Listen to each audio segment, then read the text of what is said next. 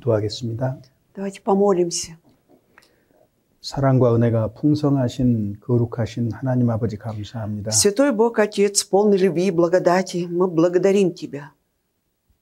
지옥 형벌을 받아 마땅한 저희들 십자가의 보혈로 구속하여 주시고 천국의 소망 가운데 살게 하심을 감사합니다. Мы когда-то были достойны ада в качестве наказания за грех свой, Господь, но Ты искупил нас драгоценной кровью на кресте и даешь теперь нам жить, уповая на Царство Небесное. 또한 이 땅에서 주님의 몸된 교회 가운데 참여케 하심을 И также 감사합니다. благодарим, что на этой земле мы стали причастниками Церкви Божьей. 언제나 소망에 합당한 삶을 살다가 주님 만나도록 은혜 베풀어 주시옵소서. И дай Твою благодать, Господь, что мы всегда жили этим терпением упования, надеясь на Царство Небесное. 무엇보다 주님의 말씀을 마음에 새기고 순종하고 복종하는 삶을 살도록 이끌어 주시옵소서. И веди нас всегда, Господь, чтобы Слово Твое, оно осталось в сердцах наших, чтобы мы жили всегда в послушании и повиновении Слову Твоему. 주일에 저희들 한 자리에 모아 주셔서 И 감사합니다. благодарим, что воскресный день собрал нас всех в этом месте.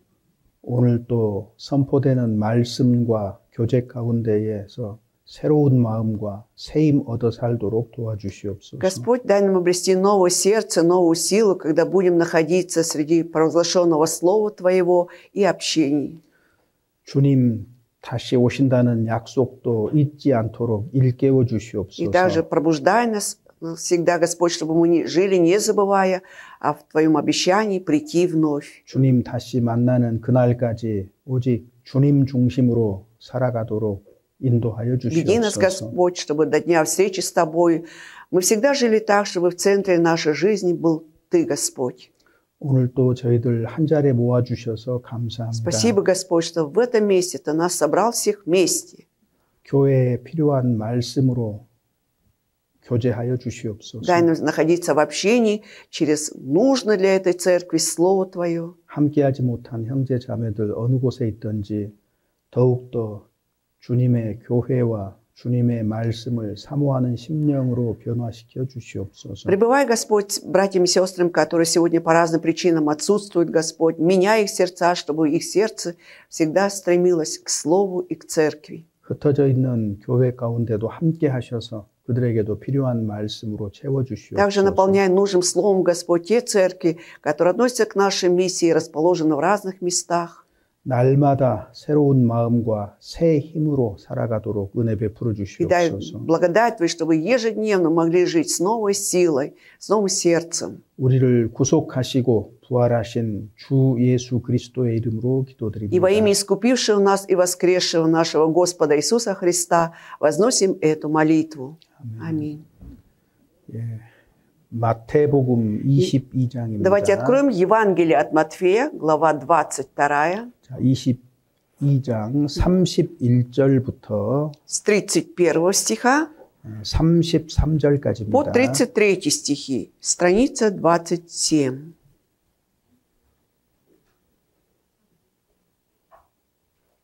«22 глава от Матфея, с 31 по 33 стихи. Читаем. «О воскресении мертвых не читали ли вы, реченного вам Богом? Я Бог Авраама, и Бог Исаака, и Бог Иакова. Бог не есть Бог мертвых, но живых. И, слыша, народ дивился учению Его». 지난주에 이어서 말씀을 드리려고 합니다. Продолжение того, что было сказано в то воскресенье, будем сегодня говорить. 근데 우리의 믿음의 내용 중에 분명하게 밝혀야 되고 확신해야 되는 것이 한 가지 있죠. Вот есть одно то, что мы непременно должны обнаружить для себя и всегда помнить об этом, что касается сути нашей веры. 사두개인들이 부활에 대해서 조롱할 때에 Когда вот саддукеи насмехались над понятием о воскресении, 예수님께서는 Иисус Господь 죽은 자의 부활을 의논할진대 31절에 이렇게 되어 в 있습니다. 31 стихе написано, да, что вот он о воскресении мертвых не читали ли вы, реченного вам Богом, говорит. 죽은 자의 부활이 있다는 얘기예요, 없다는 얘기예요? Значит, что он имел в виду, что есть воскресение мертвых или нет воскресения мертвых? 틀림없이 죽은 자의 부활이 있다. То есть, значит, явно есть воскресение мертвых. 그래서 그리스도인의 신앙은 부활 신앙이다 이렇게 말할 수 И поэтому можно 있습니다. сказать, что вера у христиан, она основана на вере в воскресение. 우리의 믿는 바 중에서 부활을 빼버리면 모든 것이 균형을 잃고 기울어져 버립니다. Если мы из своей веры, да, вот отнимем или уберем понятие воскресения, тогда нарушается весь баланс. 우리는 죽은 자의 부활을 확신하고 내게도 그와 같은 일이 있을 것을 믿습니다. А мы твердо верим, что будет воскресение мертвых, и я знаю, что я тоже через это пройду, у меня будет воскресение. 부활에 대해서 믿지 않는 그리스도인은 존재하지 않아요. То есть не существует так называемых христиан, которые бы не верили в воскресение. 주님의 부활은 우리의 부활의 그 첫 열매였던 겁니다. Потому что Господь Иисус, когда воскрес, Он стал первым плодом для нас. 그러니까 우리가 비록 이 땅에 살지만 자신의 부활에 대해서 생각지 않고 산다는 것은 글쎄요. Поэтому, ну как сказать, 뭔가 잘못된 거겠죠. когда мы, будучи христианами, да, живем на этой земле, не думая о своем воскресении, да, так, что-то не то с нашей верой, да? 개인적으로 우리의 구원이 확실한 것이라면 Если мы точно знаем, что каждый из нас лично спасен, 그것 못지않게 가장 확실한 것이 부활입니다. 죽은 자의 да, 부활, в 나의 соответствии 부활입니다. с этим четко мы должны быть уверены в том, что есть воскресение мертвых, и я воскресну. 그래서 그 부활을 조롱하는 사두개인들에게 지금 이 말씀을 하셨어요. Вот эти слова как раз Иисус говорит саддукеям, которые насмехались над воскресением.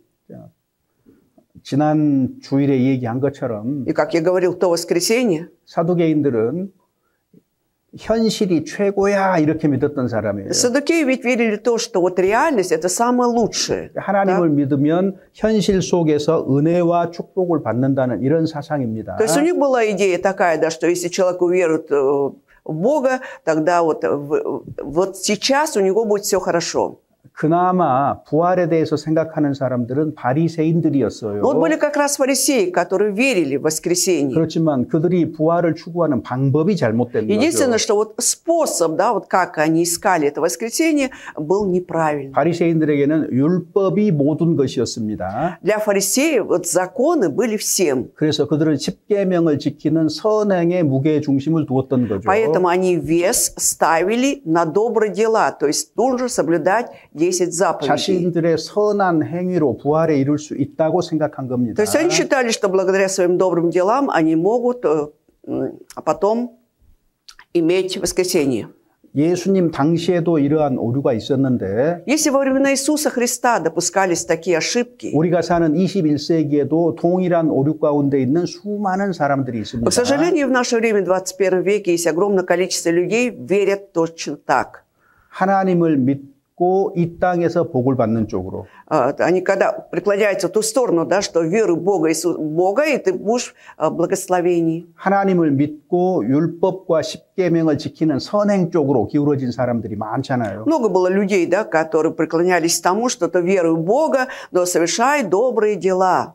사람의 구원은 율법의 행위에 있는 것이 아니라 Но спасение человека ведь зависит не от законов, не от добрых дел. 예수 그리스도의 구속을 믿는 믿음으로 구원을 받는 겁니다. Не от дел зависит, да, но мы получаем спасение через веру в искупление, то есть через веру.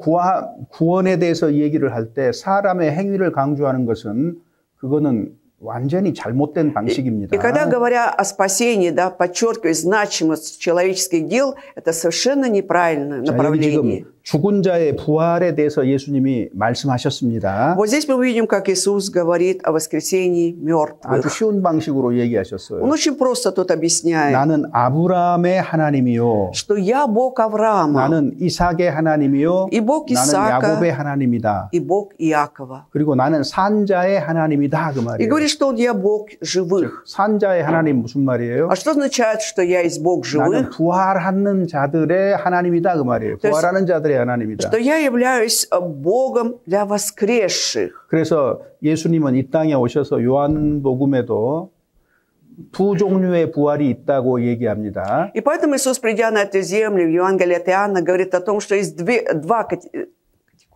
есть две категории воскресения. 어떤 사람들은 영생의 부활로 나올 것입니다. Что кто-то будет воскреснуть для жизни вечной, 어떤 사람들은 영벌의 부활로 나타날 거예요. а кто-то воскреснуть для вечного наказания. 여기서는 지금 영생의 부활을 얘기하고 있는 겁니다. А поэтому здесь говорится о том, на самом деле, о воскресении для жизни 자, вечной. 나는 아브라함의 하나님이요 그랬을 때에 И когда говорится, что я Бог Авраама, 자, 지금 예수님 때입니다. это было время Иисуса 그럼 Христа, так? 아브라함은 죽은 지가 벌써 1000년도 А к тому 넘었어요. времени Авраам уже умер, уже 1000 лет назад. 그래서 이스라엘 사람들은 아브라함이 죽었다고 생각하는 거예요. И поэтому израильтяне считали, что Авраам мертвый уже. 예수님은 А Иисус говорит, 아브라함이 살아있다고 지금 얘기하는 он же 겁니다. говорит здесь, что Авраам живой. 이삭도 마찬가지예요. И то же самое об 사람들은 Исааке. 이삭이 죽은 지 오래됐다고 Люди-то 생각하는데 думали, что Исаак давно уже умер. 예수님은 А Иисус, 이삭이 살아있다 그 말이에요. для него Исаак живой.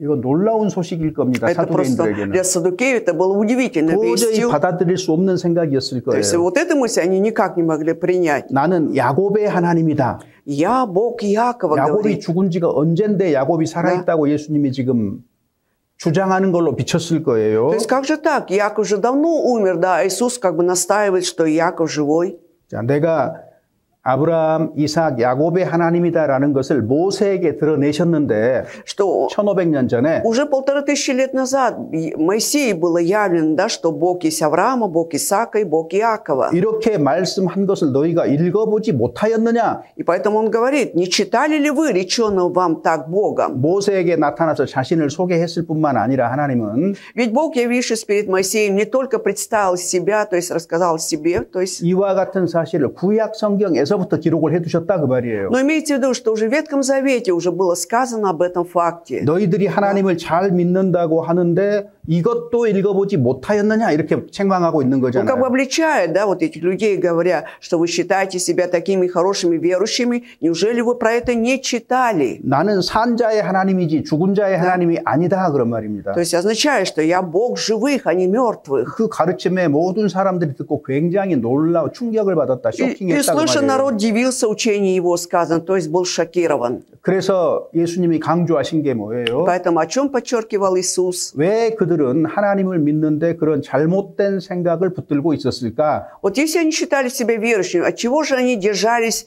за неправильные мысли? 가장 중요한 이유는 뭐죠? И самая основная причина в чем? 여기 답이 있습니다. 20 Важная причина, ответ находим в 29 стихе. 너희가 성경도 모르고 Что вы, не зная 이 Писаний, 문제입니다. вот проблема в этом 왜 была. 온갖 종류의 다양한 성경과 다른 가르침들이 등장하느냐? Вот от чего же возникает, да, всякие неправильные учения, да, которые отличаются от Библии? 성경을 올바로 알지 못하기 때문에 Потому что неправильно знает Библию, Писание. 성경을 알지 못하면 범죄를 형성할 수 있습니다. А если человек не знает Писание, он может совершать буквально согрешение или преступление. 영적인 죄죠. 영적인 Имеется в 죄. виду духовный грех. 도덕적인 죄보다 훨씬 더 무겁습니다. А духовный грех имеет более тяжкий вес, нежели морально-нравственный грех. 도덕적인 죄는 개선할 수가 있어요. 바꿀 수가 있어요. А ведь 돌이킬 가능성이 커요. морально-нравственные грехи ты можешь изменить, да, вот как-то вот, потому что есть большая вероятность того, что ты можешь исправиться. 그런데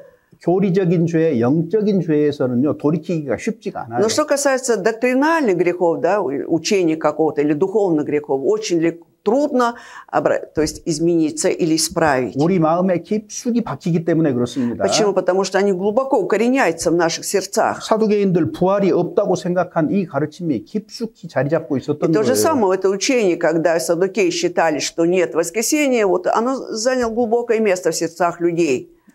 바리새인도 마찬가지예요. Это касается фарисеев. 율법을 지켜야 된다는 것, Когда говорит, что нужно соблюдать законы, 10계명을 지켜야 된다는 것, 10 заповедей, 선행을 행해야 된다는 것, совершать добрые дела. 이런 것들이 깊숙이 박혀버리니까 Когда это глубоко все это укоренялось у людей, 돌이키기가 да, 쉽지가 않은 очень 거예요. сложно обратиться вновь, то есть как бы измениться. 우리가 할 수 있는 일은 딱 한 가지예요. И поэтому то, что мы можем сделать, есть 그 одно. 마음도 하나님이 역사하셔서 변화시켜 주셔야 되기 때문에 Поскольку то требуется действие Божие, да, чтобы изменить и такие сердца. 우리는 성경을 열어서 하나님의 진실한 말씀을 보여줄 수밖에 없어요. И поэтому нам ничего не остается, как открывать Библию и показывать таким людям истинное Слово Божие. 결론으로 문제가 해결되지 않습니다. Вот этими спорами, диспутами проблема не решается. 오직 하나님의 말씀을 서로 확인하는 가운데 이런 문제들이 풀릴 수가 있는 Дело 거예요. в том, что такие проблемы могут решиться только когда мы открываем друг перед другом Писание и показываем. 이 본문에서 결국 가장 중요한 문제는 뭐겠어요? Поэтому самая важная проблема вот в этом основном тексте какая?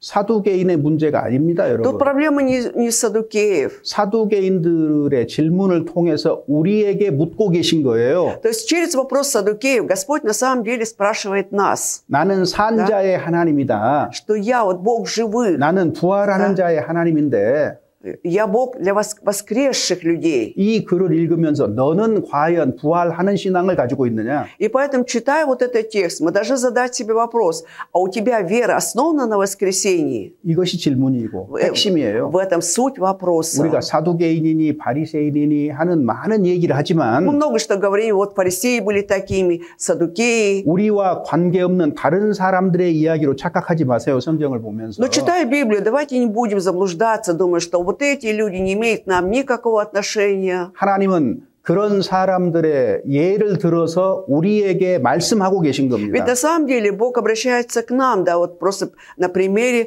вот этих людей. 나는 아브라함의 하나님, 이삭의 하나님, 야곱의 하나님인데 Потому что я Бог Авраама, Исаака и Иакова. 모든 산자의 하나님인데 Я Бог всех живых. 너의 하나님이시기도 하느냐고 묻는 И 거예요. он тем самым спрашивает, а являюсь ли я Богом и твоим?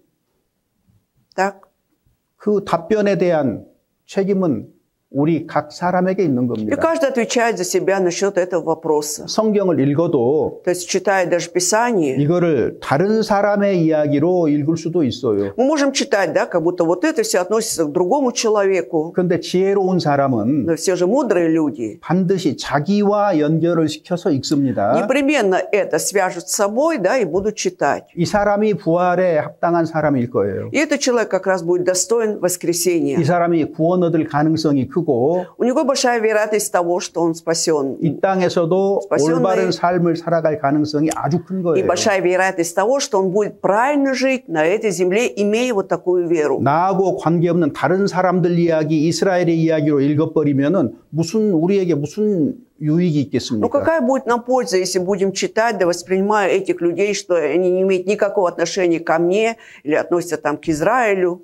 자, 그래서 산자의 하나님이다. Итак, Бог живых. 자, 사람은 죽고 끝난다고 생각해요. Люди-то думают, что смертью все 근데 заканчивается. 죽는 것은 몸이에요, 몸. Но умирает плоть наша. 영원하신 하나님의 형상을 닮은 내 영혼은 죽지 않아요. Но вот душа, создана по образу Божьему, она бессмертна. 그래서 구약의 이 조상들이 살아있다고 얘기를 하는 겁니다. И поэтому сказано, что вот эти ветхозаветные отцы веры, они живые. 우리가 지난 시간에는 이제 아브라함에 대해서 개략적으로 몇 가지 얘기를 좀 드렸습니다. А вот в то воскресенье мы как бы в общем, да, несколько слов сказали об Аврааме. 오늘은 야곱과 이삭과 야곱에 대한 얘기를 조금 해볼까 합니다. И сегодня я хотел бы больше подробнее остановиться на Исааке и Якове. 한 가지 성경의 표현을 올바로 이해하려면 И чтобы правильно понимать выражение из Библии, 아브라함의 하나님 무슨 말이에요? что означает, что Бог Авраама? 아브라함을 통해서 하나님이 나타나셨다는 말이에요. Это означает, что именно через Авраама Бог являл себя. 이삭의 하나님도 И это 마찬가지입니다. то же самое Бог Исаака. 성경에서 누구의 하나님 이렇게 되었을 때는 Когда в Библии читаем, что Бог того-то, 그 사람을 통해서 하나님의 역사가 나타났다는 것을 얘기하고 있는 здесь 겁니다. говорится о том, что через этого человека являлось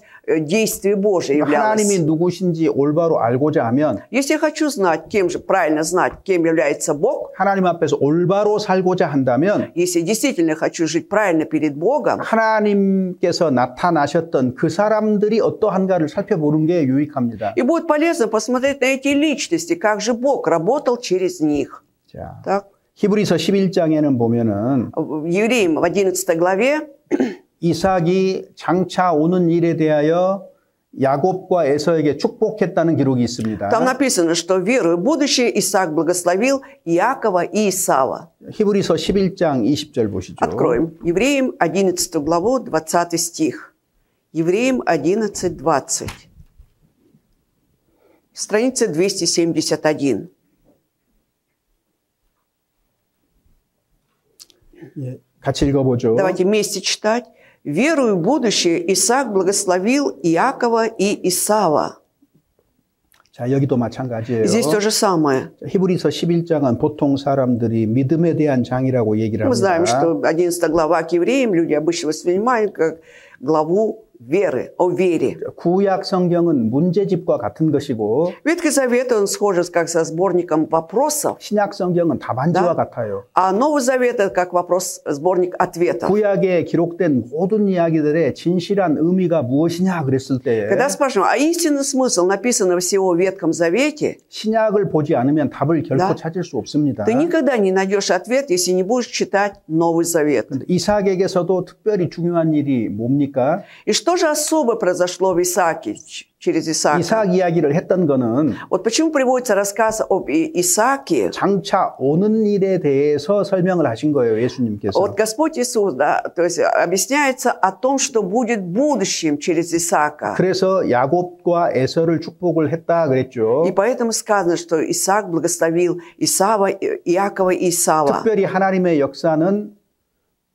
둘째 야곱을 통해서 크게 나타났잖아요. И особенно мы знаем, что действие или история Бога, да, она проявилась через второго сына Иакова. 자, 여러분 이삭 그러면은요. Вот когда мы читаем Исаак, 사실 성경에 이삭에 대해서 두드러지게 나타나는 이야기는 몇 가지가 있어요. вот самые такие выделяющиеся рассказы из Библии, да, это несколько рассказов об Исааке. 아브라함이 100세에 낳은 아들이 이삭입니다. Во-первых, это сын, да, рожденный у Авраама, когда ему было 100 лет. 자, 이삭이라는 말은 웃음이라는 뜻이에요. А 웃음. Исаак что означает? Смех. 자, 100세의 아들을 낳았으니까 웃음이 끊이지 않았을 거예요, 그 집에서는. И, скорее всего, смех не прекращался в этом доме, поскольку это сын, рожденный в 100 лет, да, когда было отцу 100 лет. 아브라함과 사라가 이삭을 볼 때마다 기뻐했겠지요. Наверняка, когда Исаак и...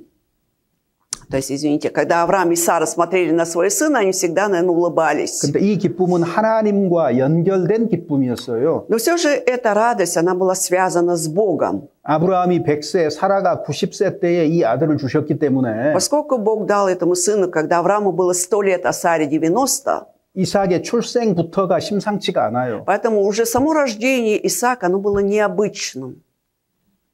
바로 이 이삭이 예수님의 그림자였던 거죠. Почему? Потому что как раз Исаак был прообразом Иисуса Христа. 성경에서 출생이 심상치 않은 사람, Вот если взять личности, да, у которых рождение было необычным таким, 이삭의 탄생도 그렇고 это рождение Исаака было 이건 таким. 하나님의 역사일 수밖에 없어요. Здесь только действие Божие 그 было. 다음에 예수 그리스도의 탄생도 Также и рождение Иисуса 마찬가지입니다. Христа, 놀라운 да, 일이에요. было просто удивительным. 성령으로 Он 잉태되었다. был зачат Духом Святым, 결혼한 적이 да? 없는데 То есть там не было никакой 아들을 낳았잖아요. свадьбы у родителей, но родился сын у них. 이거는 이삭의 출생이 바로 예수님의 출생의 그림자였다고 우리가 이해할 수 И 있는 поэтому можем и 겁니다. так понимать, что рождение Исаака было прообразом рождения Господа Иисуса. 그래서 이삭의 생애를 간단하게 살펴보고 Если кратко посмотреть на жизнь Исаака 그리고 이삭과 예수님과 무슨 관계인가 и рассмотреть, какая взаимосвязь между Исааком и Господом Иисусом, 이런 것들 이미 말씀드렸지만 다시 좀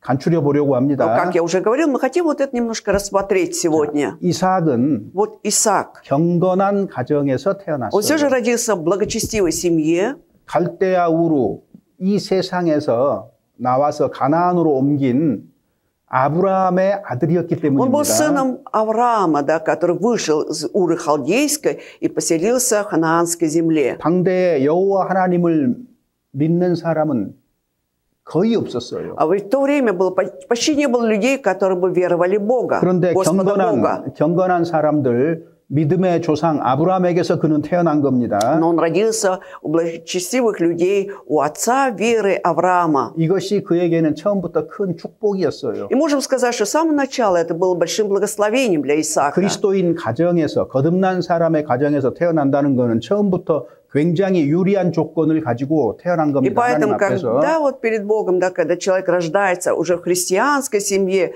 он находится в большой выгоде, можем сказать, в большом преимуществе. 우리가 꼭 봐야 될 Да. 것이 Вот на что мы должны обязательно обратить 창세기 внимание 22장에 보면은 22 главе Бытия. 아브라함이 독자 이삭을 모리아 산에서 하나님께 드린 내용이 기록이 돼 Там же 있잖아요. написано о том, как вот Авраам принес своего единородного сына до качестве жертвы на горе Мария.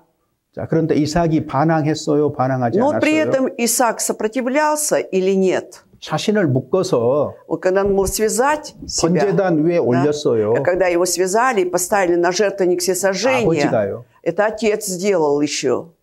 얼마나 귀한 Это 아들이었습니까? самый такой драгоценный сын был для отца, 근데 그 아들을 죽이려고 하셨다 그 말이에요. но то, что он 죽이려고 했다 그 말이에요. был готов заколоть своего сына, убить, 우리 같으면 어떻겠어요? вот мы бы на его месте как поступили? 한마디라도 했을 거 아니에요. Хотя бы одно слово, наверное, сказали. 아버지가 Да. 내게 어떻게 이럴 Да. 수가 있느냐고. Отец, как ты можешь так поступить со мною? 그죠? Так ведь? 근데 창세기 22장에 보면 Но читая Бытие 22 главу, 이삭이 да, 한마디도 안 하죠. что Исаак ни одного слова не сказал. Он молчал. 마치 자신을 가르치는 듯 Как будто указывая на себя, 번제단은 준비가 됐는데 вот был готов, да, вот этот жертвенник всесожжения. 아버지 번제 드릴 양은 어디에가 И когда 있습니까? он спросил, отец, а где же вот это жертвенное животное для сожжения? 자기 Да, 자신이거든요. вот 지금. этот агнец. То есть, 그런데 а ведь он же и был как раз агнцем. Этой жертвой должен был стать. 이삭은 아버지에게 한마디도 하지 않았어요. Но Исаак при 순종했다는 этом, то 말입니다. есть он просто молчал, ни одного слова не сказал отцу, не спрашивал его. 아들을 번제단에 올린 아브라함도 대단한 사람이지만은 Если даже Авраам, да, удивительный, который посмел своего родного сына, да, отдать в качестве жертвы, 그 아버지에게 한마디도 반항하지 않고 아버지의 명을 그대로 따라간 이삭 또한 놀라운 и 사람입니다. также Исаак, удивительный человек, который в ответ ни одного слова не сказал и с готовностью пошел на это жертвенник всесожжения. 하나님과 예수 그리스도를 나타내고 있는 То есть 거예요. тем самым мы видим, здесь проявляется и сам Бог, Иисус Христос. 어머니 사라가 127세에 죽었거든요. 127 лет было Саре, когда она умерла, да, мама 그러니까 이삭이 Исаака. 30대에 어머니가 돌아가신 То есть 거예요. Исааку было 30 лет, когда его мама ушла. 그리고 이삭이 리브가를 아내로 И 맞이합니다. затем мы знаем, что Исаак, он женится на Ревекке. 40살에 리브가를 얻었어요. То есть ему было 40 лет, когда он женился 그리고 на Ревекке. 성경의 기록을 얼핏 봐도 이삭은 리브가를 몹시 사랑한 사람이었습니다. Даже на первый взгляд, когда мы читаем Писание, мы видим, что насколько Исаак любил Ревекку.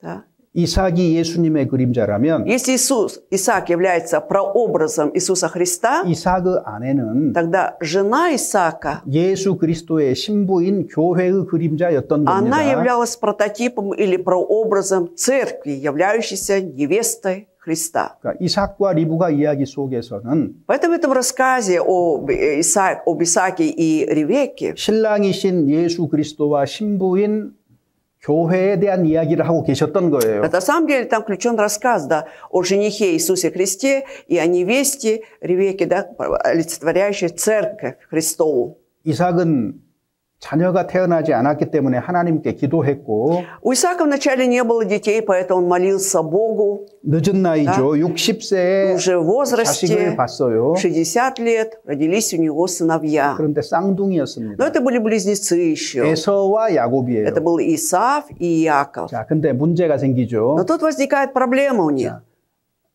에서와 야곱이라는 두 쌍둥이 아들이 생겼는데 Итак, родились два сына, Исаав и Иаков.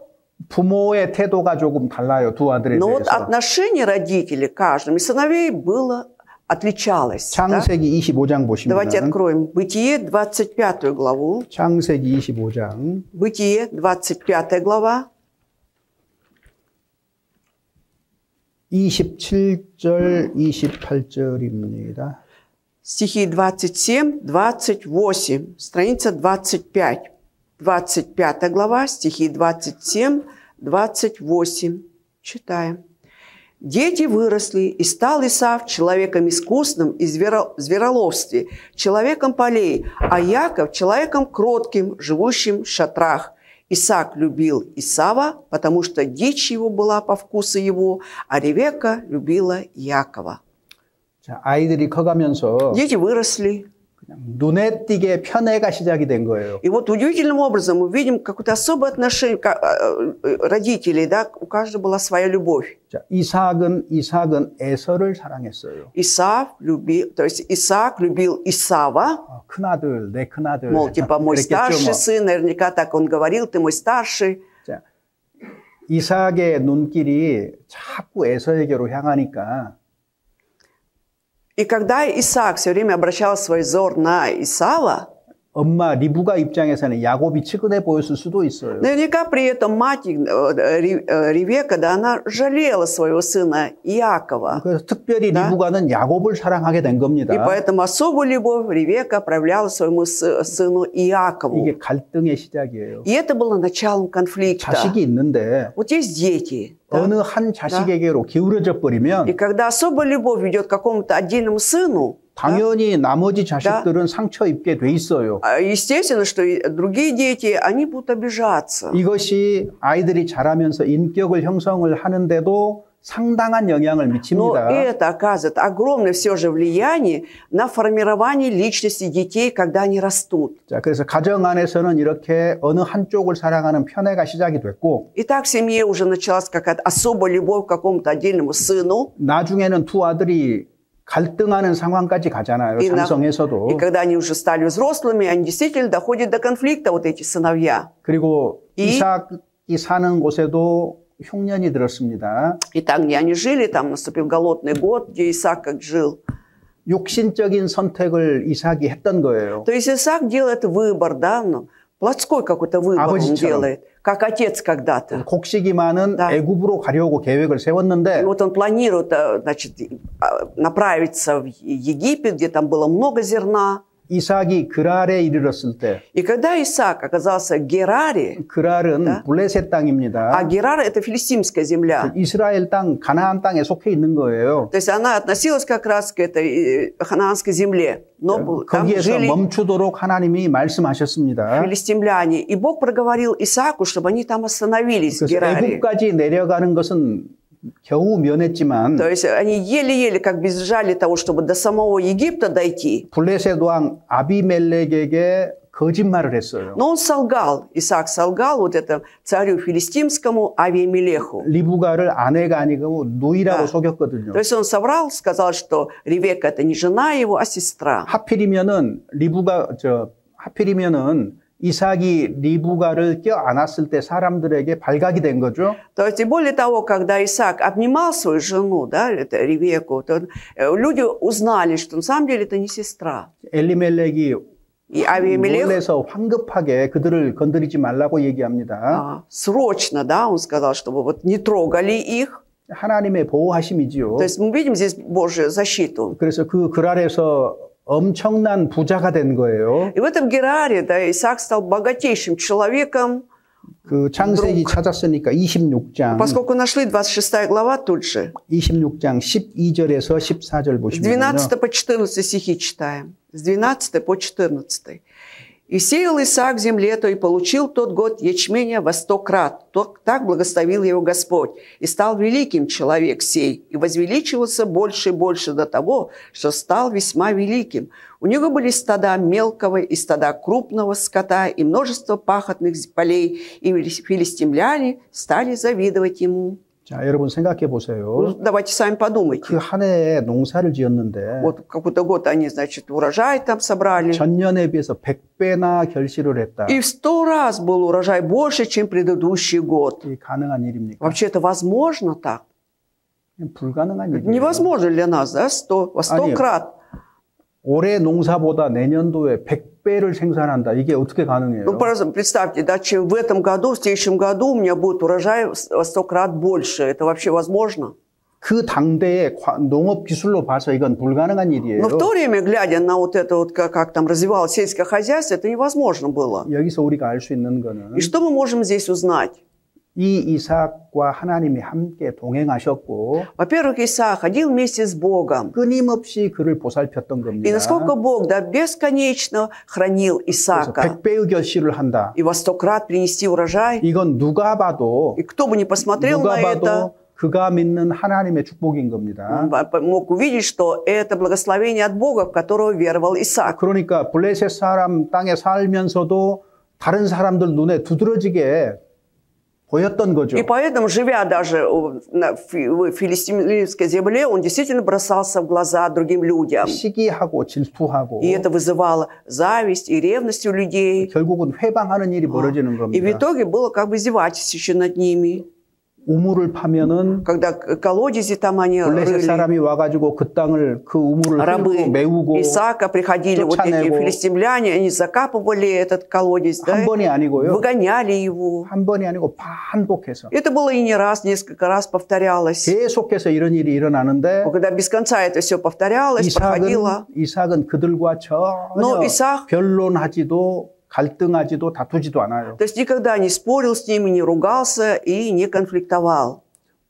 그는 온유한 사람이었던 겁니다. 기본적으로. Но, как правило, Исаак был кротким 그는 человеком. 다툼을 떠나는 거예요. То есть он избегал всяких споров. 그래서 이삭의 기본적인 성품이 몹시 온유하다. И 그 поэтому 말이거든요. основная черта характера вот этого Исаака, что был очень кротким человеком. 이것도 예수님의 모습이에요. Здесь мы тоже видим образ Иисуса Христа, 예수님은 이사야 облик. 성경 53장에 Вспомните 보면은 Исаия 53 главу, 도수장으로 도살장으로 끌려가는 양같이 잠잠했다 что он 그랬어요. молча шел на заклане, как овца, как агнец. 여러분 양을 자세히 관찰을 해보면 Если вообще внимательно понаблюдать над овцами, 굉장히 온순한 Да. 동물이에요. они очень такие кроткие животные. 죽일 때조차도 Вот даже когда их закалывают, да, 그대로 они 받아들이는 молча это воспринимают свою смерть. 굉장히 온순한 Да. 동물이라는 걸 발견할 수 То есть 있죠. обнаружим, насколько они кроткие, смиренные животные. 보라 세상 죄를 지고 가는 하나님의 어린 Вот 양이로다. агнец Божий, который берет на себя грех мира. 예수님을 하나님의 어린 양이라고 성경이 표현하고 То есть 있습니다. Библия сравнивает Иисуса Христа с агнцем Божьим. 하나님 그 십자가로 가는 그 길에서 также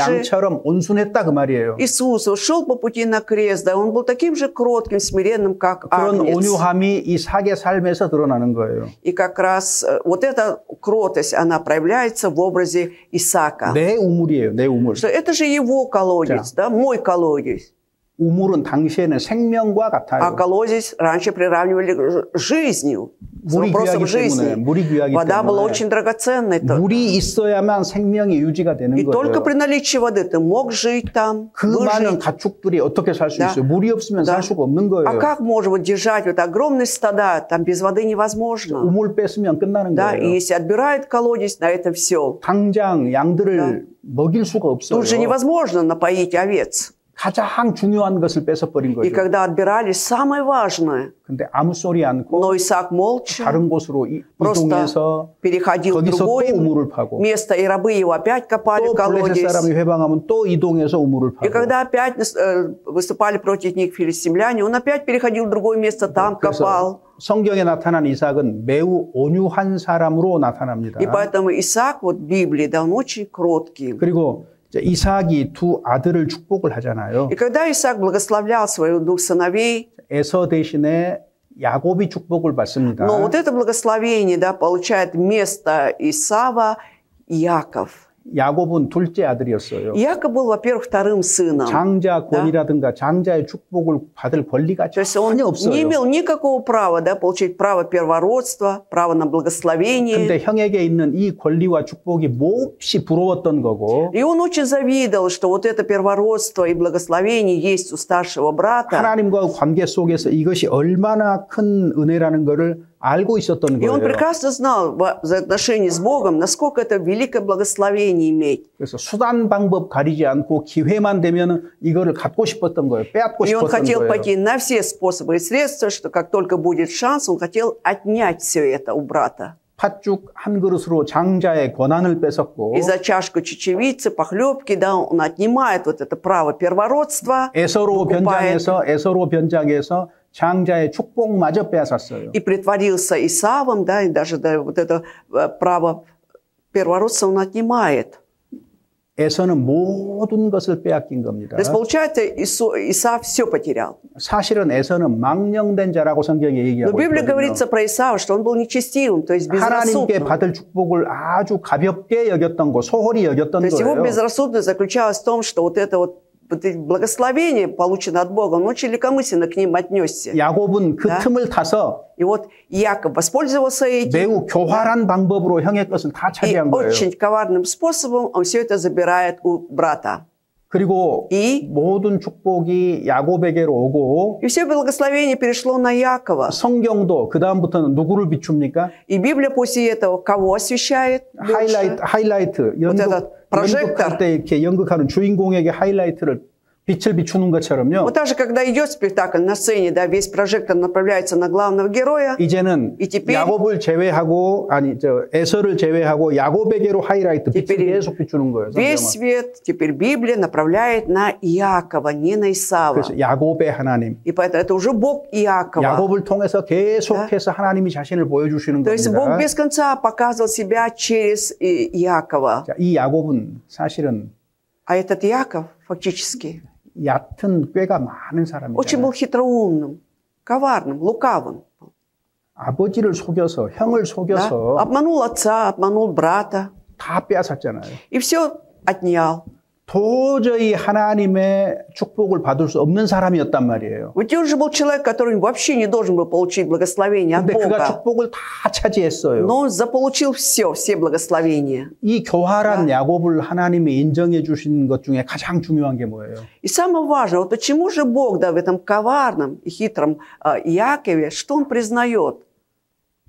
천국은 침노를 당하나니 Что Царство Божие берется силой, 침노하는 자가 천국에 들어갑니다. и употребляющий силу восхищает ее. 왜 Да? 천국은 침노를 Да. 당한다 Вот почему 그랬을까요? Царство Небесное берется силою? 천국은 Ведь Царство Небесное, 천국을 소망하는 사람, 갈망하는 사람에게 주어지는 оно 겁니다. дается тем людям, да, которые очень хотят получить это Царство Небесное, надеются на него. 인생을 착하게 살고 또 착하게 살고 가장 착하게 살아도 Если даже будем жить очень доброй, добропорядочной жизнью, 천국에 대한 소망이 없으면 а если нет надежды на Царство Небесное, 영생과 부활에 대한 소망이 없다면 если ты не надеешься, да, ни на жизнь вечную, ни на 그는 воскресение, 에서와 같은 자에 тогда 불과해요. ты будешь подобен только Исаву. 야곱의 특징이 뭐냐? А ведь особенность у Иакова какая была? 하나님의 것을 얻으려고 했던 사람이에요. Он хотел заполучить Божье. 이건 눈에 да? 보이는 물질이 아니었어요. Это не было материальным чем-то видимым. 장자의 축복, Да? 장자의 권한, Право первородства,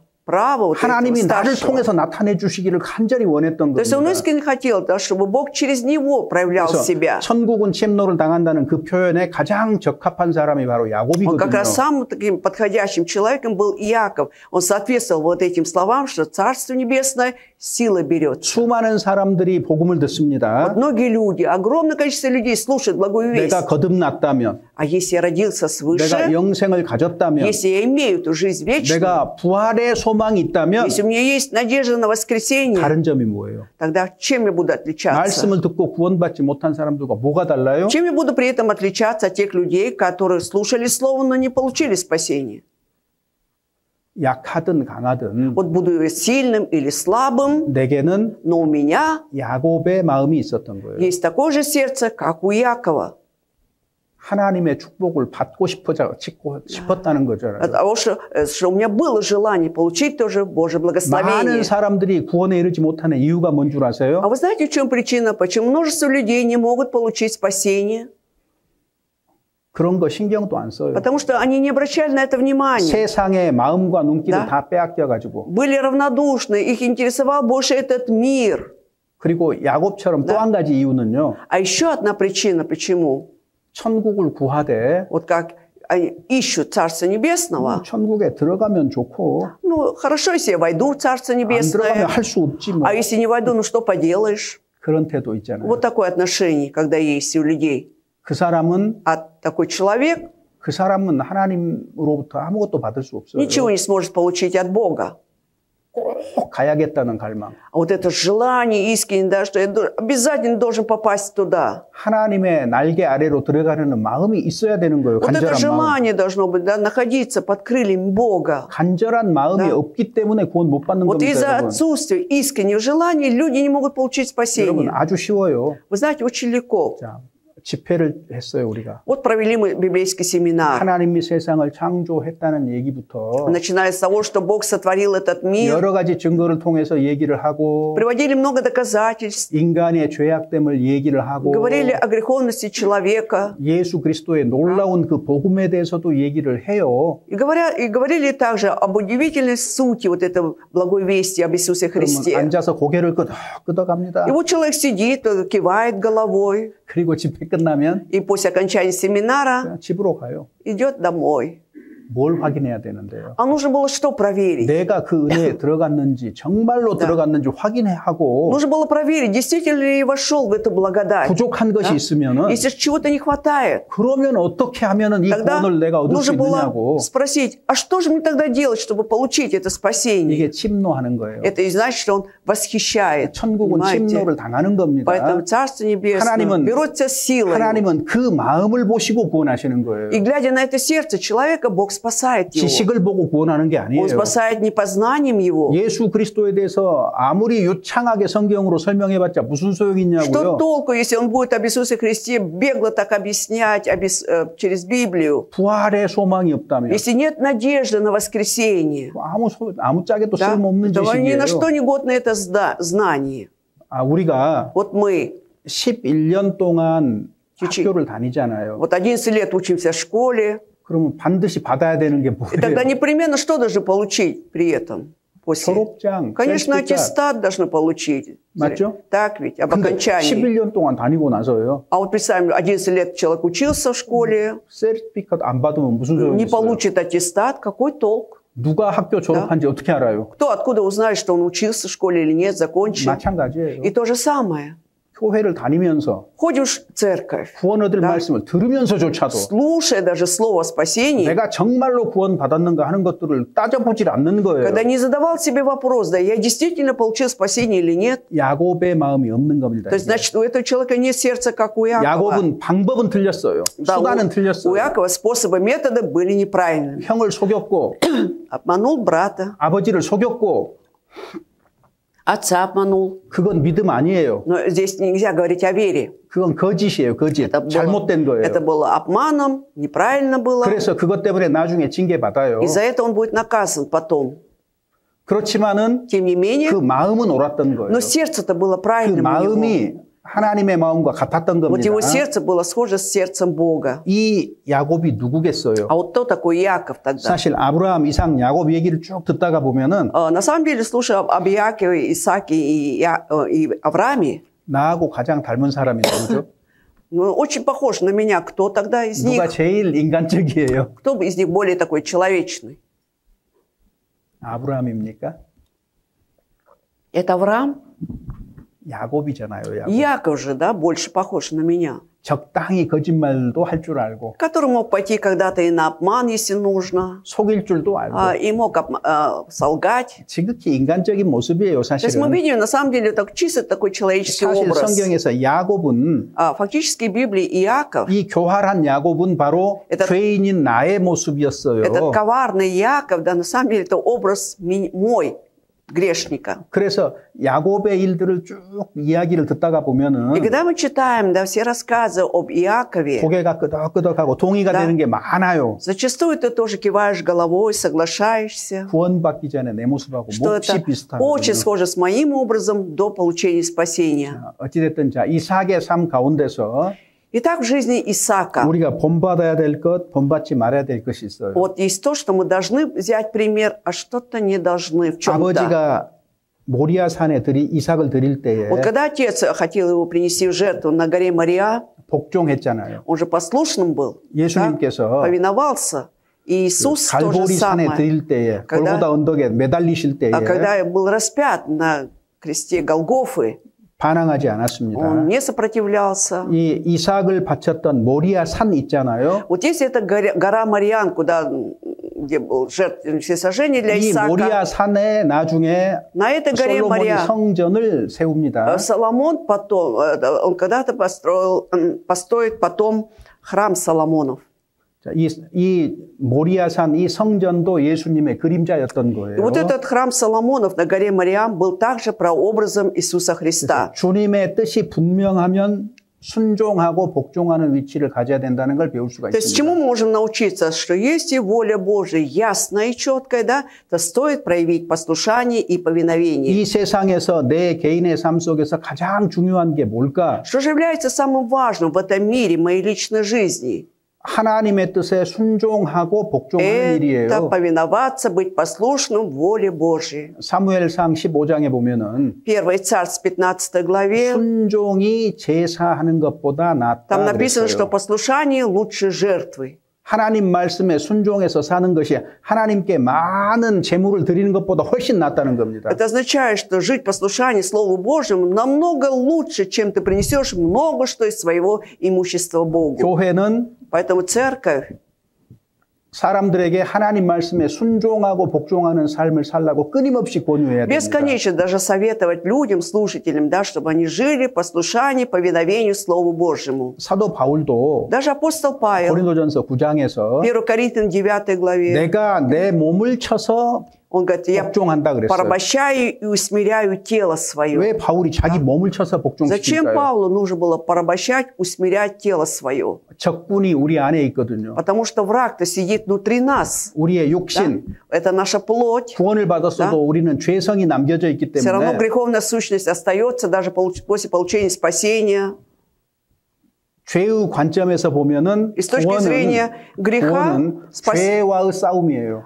если с точки зрения греха посмотреть, спасение – это на самом деле борьба с грехом. 구원 받을 때 죄의 형벌에서 건져졌고 Когда мы получали спасение, мы были освобождены от наказания за грех. 그리고 신앙생활 할 때는 А когда уже живем жизнью в вере, 끊임없이 자기 안에 죄성과의 싸움입니다. без конца идет борьба с этой греховной сущностью внутри нас. 그래, 성령의 인도함을 받음으로써 이길 수가 있어요. И сможем побеждать, преодолевать только с помощью Духа 즉 하나님 Святого. 말씀에 순종하고 복종함으로써 이겨낼 수 있는 То есть можем 겁니다. побеждать, проявляя послушание, повиновение Слову 바울이 Божьему. 걱정하는 건 뭐예요? О чем же переживал Павел? 내가 내 몸을 쳐서 복종한 이유가 뭐예요? Почему он говорит, что я вот порабощаю и усмиряю тело мое? Для чего это нужно было?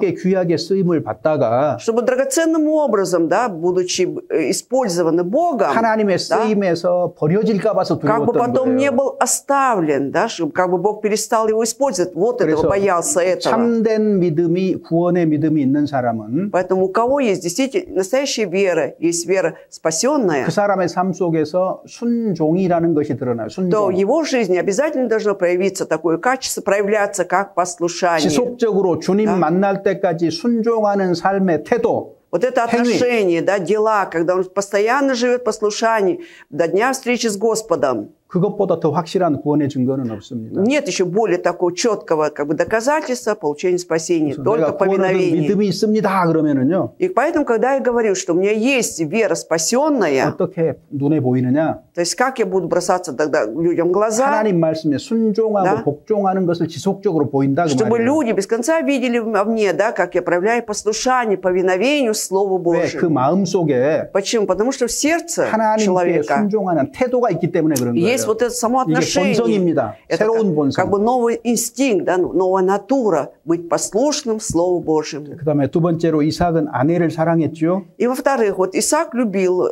жену, да, 그걸 아내를 껴안는 걸로 나타냈어요. и это проявлялось, когда он обнимал свою жену. 주님은 А Господь 우리를 사랑하셔서 구원했어요. также возлюбил нас, поэтому спас. 지금도 사랑해요. Он и сейчас любит нас. 그러니까 남편들에게 무슨 얘기합니까? И поэтому что сказано мужьям? 아내를 사랑하라고 우리에게 고면하는 거예요. Дается вот это назидание. Любите жен своих. 내가 왜 아내를 Да. 사랑해야 되느냐? Почему я, будучи мужем, должен любить жену? 근본적인 이유가 따로 있는 거예요. Основная причина тут в другом. 우리는 하나님의 사랑을 입은 자이기 때문에 Потому что мы облеклись любовью 이 Божией. 하나님의 사랑이 И это Божья любовь 아내를 사랑하는 것으로 나타나는 거거든요. проявляется через мою любовь к жене. 아내에게 함부로 대하면서 А когда я как бы грубо обращаясь со своей женой, 아내에게 함부로 말하면서 что угодно, что попало, буду говорить жене, 나는 하나님을 사랑합니다. и буду говорить, я люблю Бога. 위선입니다. Да это лицемерие, 거짓이에요. это показное, это ложь. 왜? Почему? 하나님의 사랑은 Потому что Божья любовь 사람을 사랑하는 것으로 반드시 표현되고 드러나기 때문이에요. непременно выражается и проявляется через любовь к 내가 людям. 부모를 존중합니다. Я уважаю родителей 그럼 своих, 뭘로 나타나요? почитаю, 그 тогда 말과 행위 속에서 실제로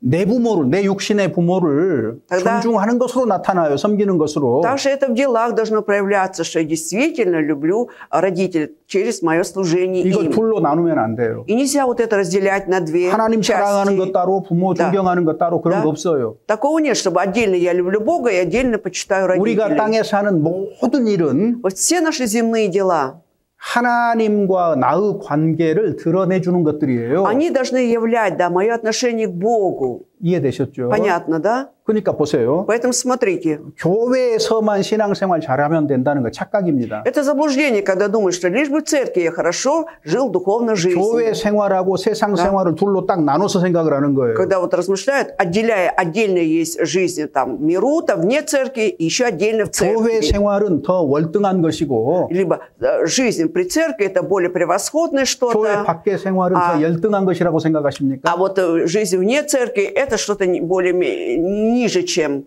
жизнь внутри церкви. Вы тоже так считаете? 그리스도인에게는 똑같은 일이에요. Нет, у христиан должно быть это одинаковым. 교회 안에서 내 모습이 Вот это мой облик внутри церкви, 진실하다는 증거가 뭐예요? что истина, да, чем я могу это доказать? 외식인지 진실한 건지 어떻게 알아요? Как можно узнать, что это лицемерие, либо настоящее? 교회 밖에서 어떤 모습이냐로 증명이 되는 거예요. Все это доказывается, как я веду себя вне церкви. 가정 안에서 어떠한지, Либо какой я семье, 부모로서 어찌한지, будучи родителем, как я... 아내로서 남편으로서 어떠한지 Да. 드러나잖아요, 가정 안에서. Все это в семье проявляется, да, какой я, как муж или какая я жена. 직장에서, Также и на работе, 사회에서 в обществе. 내가 어떠한 태도로 어떠한 삶을 살고 있느냐, С каким отношением, как я живу, 이것이 신앙의 표현입니다, и 여러분. это мое выражение моей веры. 이해되셨죠? Понятно, 이 да? 둘을 딱 나누어 가지고 생각하면은 Да. 이거는 아.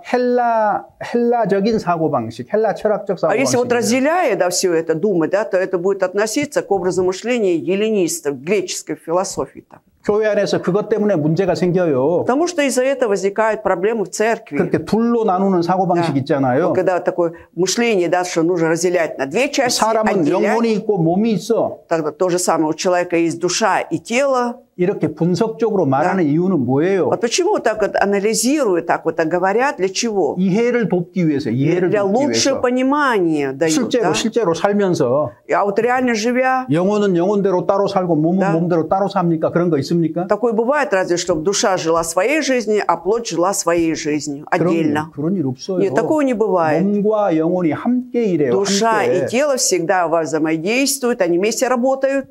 자, 보세요. 오늘 주일에 교회당에 왔어요. Вот смотрите, сегодня пришли в здание церкви. 가만히 있어. 내가 왔는가? А вот надо подумать, это я пришел, 하나님이 나를 오게 했는가? либо Бог подвигнул меня пойти. 어느 쪽이에요? Что же больше? 여러분은 오늘 왜 이 자리에 앉아 있습니까? Позвольте спросить, вы почему сидите тут? Для 하나님이 чего? 오게 하셨습니까? Это Бог вас сюда направил? 아니면 내가 왔습니까? Либо я сам пришел? 어느 쪽이십니까? Так, какую сторону выбираете?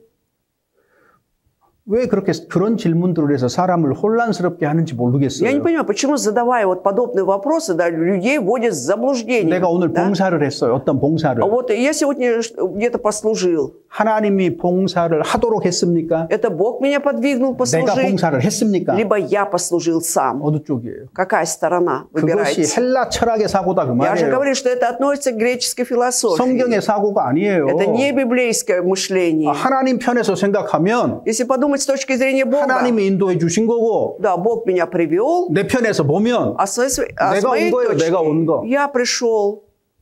с моей 동시에 стороны. 이루어지는 일이에요, То есть идет 동시에. одновременное действие. 자꾸 그런 것들을 Когда- 나눠서 생각하려고 하지 И 마세요. поэтому не будет у вас вот этой 보세요. тенденции без конца разделяя думать. 영혼 없는 몸이 죽은 것 같다 그랬잖아요. Как тело без духа мертво, сказано. 영혼 몸이 함께 일하는 Это 겁니다. говорит о 사람은 том, что у человека тело и дух вместе работают, взаимодействуют. 이해를 돕기 위해서 분석해서 영혼은 иногда 어떻고 몸은 어떻고 이렇게 얘기를 하는 Для лучшего 거예요. понимания, да, разделяет там душа, там дух и тело. 그렇지만은 Тем не менее, 인생은 종합이에요. 종합적으로 но 움직이는 у 거예요. нас есть синтез. Все должно быть синтез в человеке. 그래서 그런 이원론적인 둘로 나누는 사고방식 속에 빠지지 Поэтому 마시기 не надо 바랍니다. подать вот этот дуализм, всегда разделять что-то на две части.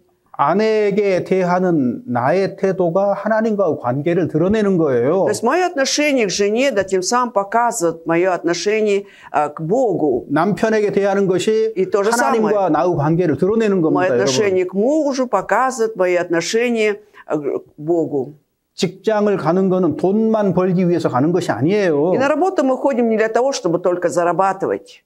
직업이라는 그 일을 통해서 Через свою профессию, 하나님에 специальность. 대한 나의 신앙이 그대로 Да. 표현되는 거예요. Вот я должен тоже являть свою веру в Бога. 그러니까 그리스도인이 일을 직장에서 일한 대충 그 И 말도 안 되는 поэтому 소리죠. небрежное отношение христиан к своей работе – это абсурд. 그렇게 하면 안 되는 Так нельзя 거예요. поступать. 최선을 다해서 성실하게 То есть 정직하게 해야죠. очень добросовестно, честно, прилагая все усилия, мы должны работать, относиться к работе. 그것이 내 신앙의 표현이고 Потому что это тем самым я выражаю свою веру. 사람들은 그런 나를 보고 그리스도인이라고 얘기를 할 Потому что 거예요. люди, глядя на меня такого, скажут, да, что он христианин. 입술로는 하나님을 믿는다고 하는데 А то устами говорит, что верует в Бога. 하는 짓을 보면 А когда посмотришь, что он делает, 성경과 한참이나 거리가 멀면 очень отдалился от Библии. 그 사람이 어떻게 Как 그리스도인이겠어요? можно считать такого человека христианином? 입술만 그리스도인인 사람도 있나요? А что, бывают такие христиане только на словах христиане? 말이 안 되는 Но 얘기잖아요. опять это абсурдно. 자, 그래서 Поэтому- 이삭이 아내를 사랑했다. Исаак любил свою жену. 그리고 이삭은 믿음의 사람이에요. И 믿음의 사람. еще Исаак был человеком веры. 해가 저물 때에 하루 когда 일과를 마치고 Он заканчивал рабочий день, когда садилось солнце. 들에 나가가지고 Он 묵상하는 выходил 거예요. на 묵상. поле и размышлял. 하나님 생각하는 Да, 겁니다. он думал о Боге в этот момент. 이런 묵상의 시간들을 갖는다. Вот это иметь, вот эти часы размышлений. 그를 더욱더 하나님의 사람답게 만든 거죠. Ведь тем самым этот человек становится более похожим на Бога. 묵상하다가 눈을 들어보니까 저기서 약대 떼와 리브가가 나타나는 거잖아요. И когда он размышлял, и в это время поднимает глаза, увидит там свою Ревеку, стада животных, которые 그리고 애굽에 приближаются. 내려가지 말라는 하나님 말씀에 И он 순종했습니다. повиновался Слову Бога, когда он сказал, что не надо там спускаться, отправляться в Египет. 우물 때문에 다툼이 생겼을 때에 И когда были споры из-за колодезя, 그는 Он- 손해를 보는 쪽을 택했어요. он выбирал так, да, что все равно он нес какой-то урон. 블레셋 사람들하고 큰 목소리 내면서 다투지 않았습니다. Он сильно, громко не спорил, не ругался с этими 여러분, филистимлянами. 우리가 세상에 살면서 Вот смотрите, когда мы живем в этом мире, 어때요? 일카페이카라도 손해 보면 어때요? вот когда хотя бы теряем, да, урон или что-нибудь в виде 1 копейки, как мы себя, как поступаем? 견디기 참기 힘들죠? Тяжело переносить, да? Если 내가 несем 조금만 урон. 손해 봐도 참기 힘들죠? Если немножко что-то теряю, уже тяжко мне, да? 다른 사람 다 10을 주는데 Вот 7 дают 10, 나는 9만 주면 어때요? а мне если дадут 9 только частей, как я веду себя? 가만히 있어요, 입 다물고. Я буду молча сидеть, ничего не делая. 어찌됐든 그리스도인은요, Во всяком случае, христиане, 세상 사람들과 특히 다툴 때, 그리스도인들끼리 뿐만 아니라 когда не только между христианами, но когда нам приходится спорить, наверное, с мирскими людьми, 손해 보는 쪽을 택하고 다투는 쪽을 택하지 마세요. то есть лучше выбирайте такой путь, что я понесу пусть урон, но не буду спорить. 손해 보세요. Лучше я понесу урон какой-то. 절대 손해 안 Да. 봅니다. На самом деле никогда не понесете 왜? урон. Почему? 내가 손해 보는 쪽은 Когда я выбираю сторону, да, 함께 하시는 하나님이 어떤 형태로든지 채워주셔요. что несу урон какой-то, кажется, но Бог любым путем восполнит этот урон. 그걸 Потом 경험합니다. вы это переживете в своей жизни, 그래서 잃은 것 испытаете. 같아도 Кажется, что ты потерял, 얻은 자가 되는 но 거예요. потом все равно 그래서 обретаешь. 실제로 우리가 생활 속에서 그렇게 하시라 그 말입니다. Поэтому в реальной жизни вот так поступайте. 그러면서 하나님의 역사를 경험해 И 보셔요. вы на себе испытаете действие Божие. 어떻게 도와주시는지, Как Он помогает нам. 어떻게 더 깊게 하나님께 감사할 수 있도록 하시는지. Как мы можем тем самым благодарить сильно Бога. 이삭은 다툼을 피했고 Итак, Исаак избегал всяких споров. 하나님의 영광을 드러냈기 때문에 И поскольку он являлся уже славу Божию, 심지어 более 그 того, 블레셋의 왕 아비멜렉조차도 하나님이 그와 함께 한다는 것을 даже вот 알고 этот 있었던 царь 거예요. Филистимлинский, он понял, да, что Бог вместе с Исааком. 그다음에 본받지 말아야 될 것.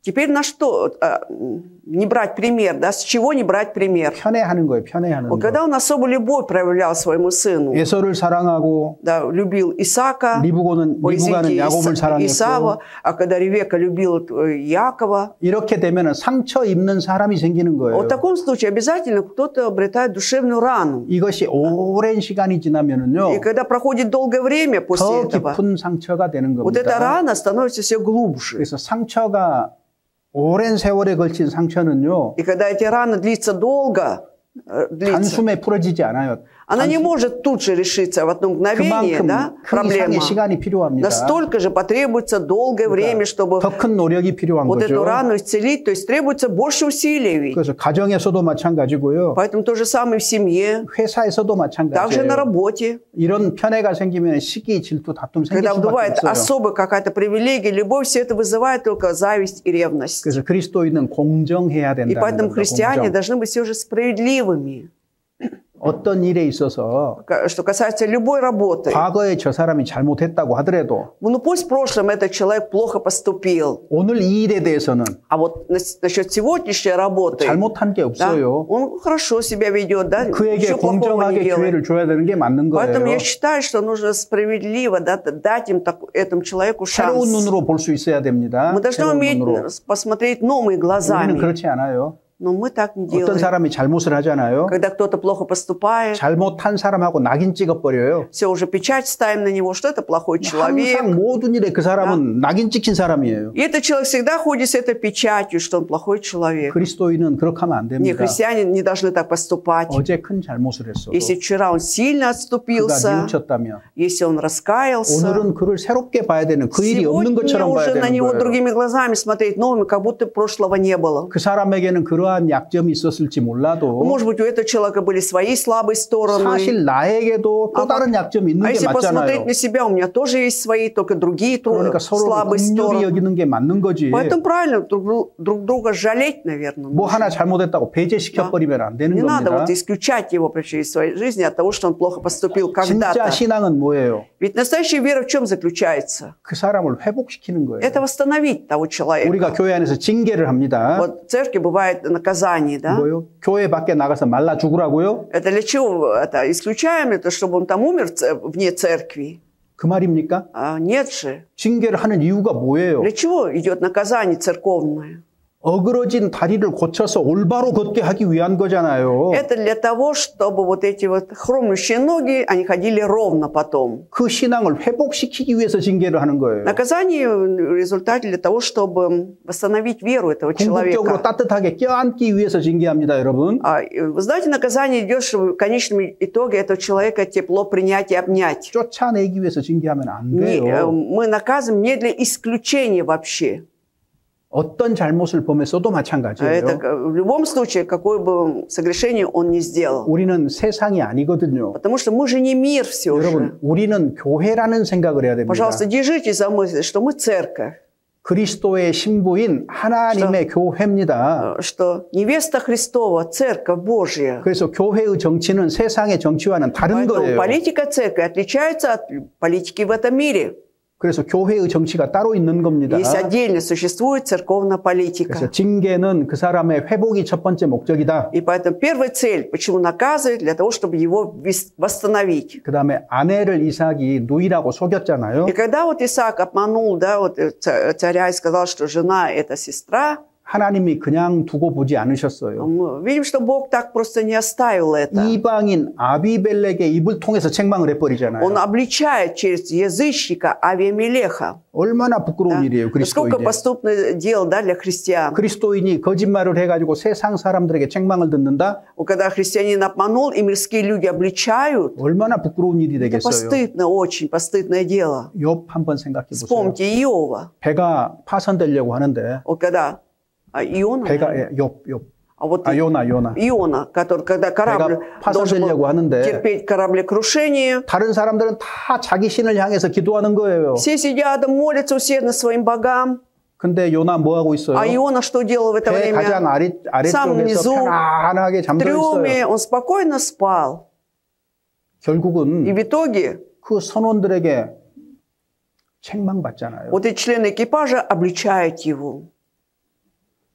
이런 모습이 되면 안 된다. Нельзя нам тоже дойти до 여러분 этого. 세상 사람들에게 내 주변 사람들에게 손가락질 받는 사람 되면 절대 안 Ни в 됩니다. коем случае не становитесь теми людьми, чтобы на вас указывали пальцем, да, мирские люди или окружающие люди. 누가 봐도 칭찬받아야 Да? 돼요. Чтобы не посмотрели, чтобы только хвалили вас. 아, 그 아주 착한 사람이다. Что это очень хороший 아, человек. 세상 사람들하고 뭐 달라도 확실히 Да, 다른 он 사람이다. очень сильно отличается от мирских людей. 그게 정상이잖아요. Это ж нормально.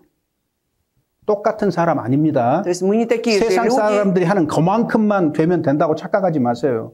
Вот не будем заблуждаться, что главное нам быть, ну, примерно такими, как мирские люди. 그 다음에 이삭이 경건했지만 И смотрите, дальше вот Исаак хоть был благочестивым, 자식 교육을 잘못했어요. но неправильно воспитывал своих детей. 누구요? Кого? 에서. Исава неправильно воспитал. 에서에게는 하나님을 심어주지 못했어요. То есть он не мог, да, поселить в сердце вот этого Исава мысль о том, что есть Бог. 외적으로는 하나님의 축복받기 원했다고 말하지만 Хоть и сказано, что внешне он хотел, да, получить Божье благословение, 하나님이 없다는 게 어디서 나타나요? но где проявляется, что в нем нет Бога? 배고프니까. Когда голодным был очень. 한 끼 안 проголодался. 먹어서 배가 고프니까 от того, что 장자 пропустил 고난을 동생 팥죽 한 그릇에 팔아버리잖아요. Одну еду, да, он тут же спокойно за вот похлебку чечевичную продает право первородства. 입술로는 하나님을 이야기했지만 То-то устами он мог говорить о Боге, 마음에 깊이 Но- 중심에 심긴 게 없는 но 거예요. глубоко в сердце не был посеян Бог. 그 책임이 에서에게 있지요. И 일차적으로. в первую очередь, конечно, ответственность за это несет Исаак. 그렇지만은 А Исаав, конечно, 그 부모에게도 책임이 но 없다고 말할 수 мы не можем 없어요. сказать, что родители не несут ответственности. 보통은 그럽니다. Обычно так бывает. 우리가 성인이 되면 Когда мы становимся верующими 뭐 святыми, 시골라 졸업하면 то есть взрослыми, извините, а потом заканчиваем школу, 그 다음부터는 내가 뭘 после этого- 몰랐습니다 말할 수 없어요. я уже не могу спокойно сказать, да, я не знал. 왜? типа, 그때부터 모든 것이 내 Потому 얼굴, что 내 책임이에요. с этого времени все, я уже несу ответственность за свое лицо. 사람은 얼마든지 날마다 다른 사람이 될 수 있기 때문에 그런 거예요. Почему? Потому что в любое время, любой день человек может стать другим. 그래서 아담에게 가인과 같은 아들이 있었어요. Вот у Адама был такой сын, как Каин. 다윗에게 압살롬 같은 아들이 У Давида 있었잖아요. был такой сын, как Авесолом. 근데 이삭에게는 에서 같은 아들이 있었던 А вот у 거예요. Исаака был такой сын, как Исав. 장자의 명분만 팔았던 게 И 아니죠. он же не только продал право первородства, 가나안 사람을 아내로 딱 맞이해 버리는 거예요. его женой стала жительница из Ханаана, из 이게 одних народов. 부모의 근심이 되었다 그랬거든요. И 부모의 сказано, что 근심. это стало озабоченностью для родителей. 하나님의 백성은 Если Божий народ 하나님의 백성과의 결혼이 맞습니다. должен вступать в брак из Божьего народа, 거듭난 사람은 и рожденные свыше люди, 거듭난 사람과 결혼하는 게 맞습니다. будет правильно, если вступает в брак тоже с рожденным свыше. 깐디다트가 없어요. 그러지 마세요. И не говорите, у меня нет кандидата. 나타나겠지요. Когда-то 지금 появится, 없어도. пусть сейчас нет, 있어요. 얼마든지. сколько угодно есть, 창조하신 появится. 하나님이시기 때문에 그렇습니다. Почему? Потому что Бог, Он Творец наш. 죽을 때까지 안 나타나면은요. А если до смерти так и не появится кандидат, 내가 온전히 하나님께 헌신하고 그래도 살 수 있어요. тогда я, будучи одним, могу в совершенстве посвятить свою жизнь Богу и жить. 혼자 사는 한이 있더라도 Но даже если мне придется жить одному, 그걸 은혜로 여기고 я буду воспринимать это как благодать. 거듭나지 않은 사람과 결혼하지 마세요. Но тем не менее не буду вступать в брак с нерожденным свыше 창세기 человеком. 28장 한번 봐보세요. 28 глава Бытия, перелистываем. 창세기 28장 28 глава. 6절에서 9절. 6 по 9 стихи читаем. Читаем.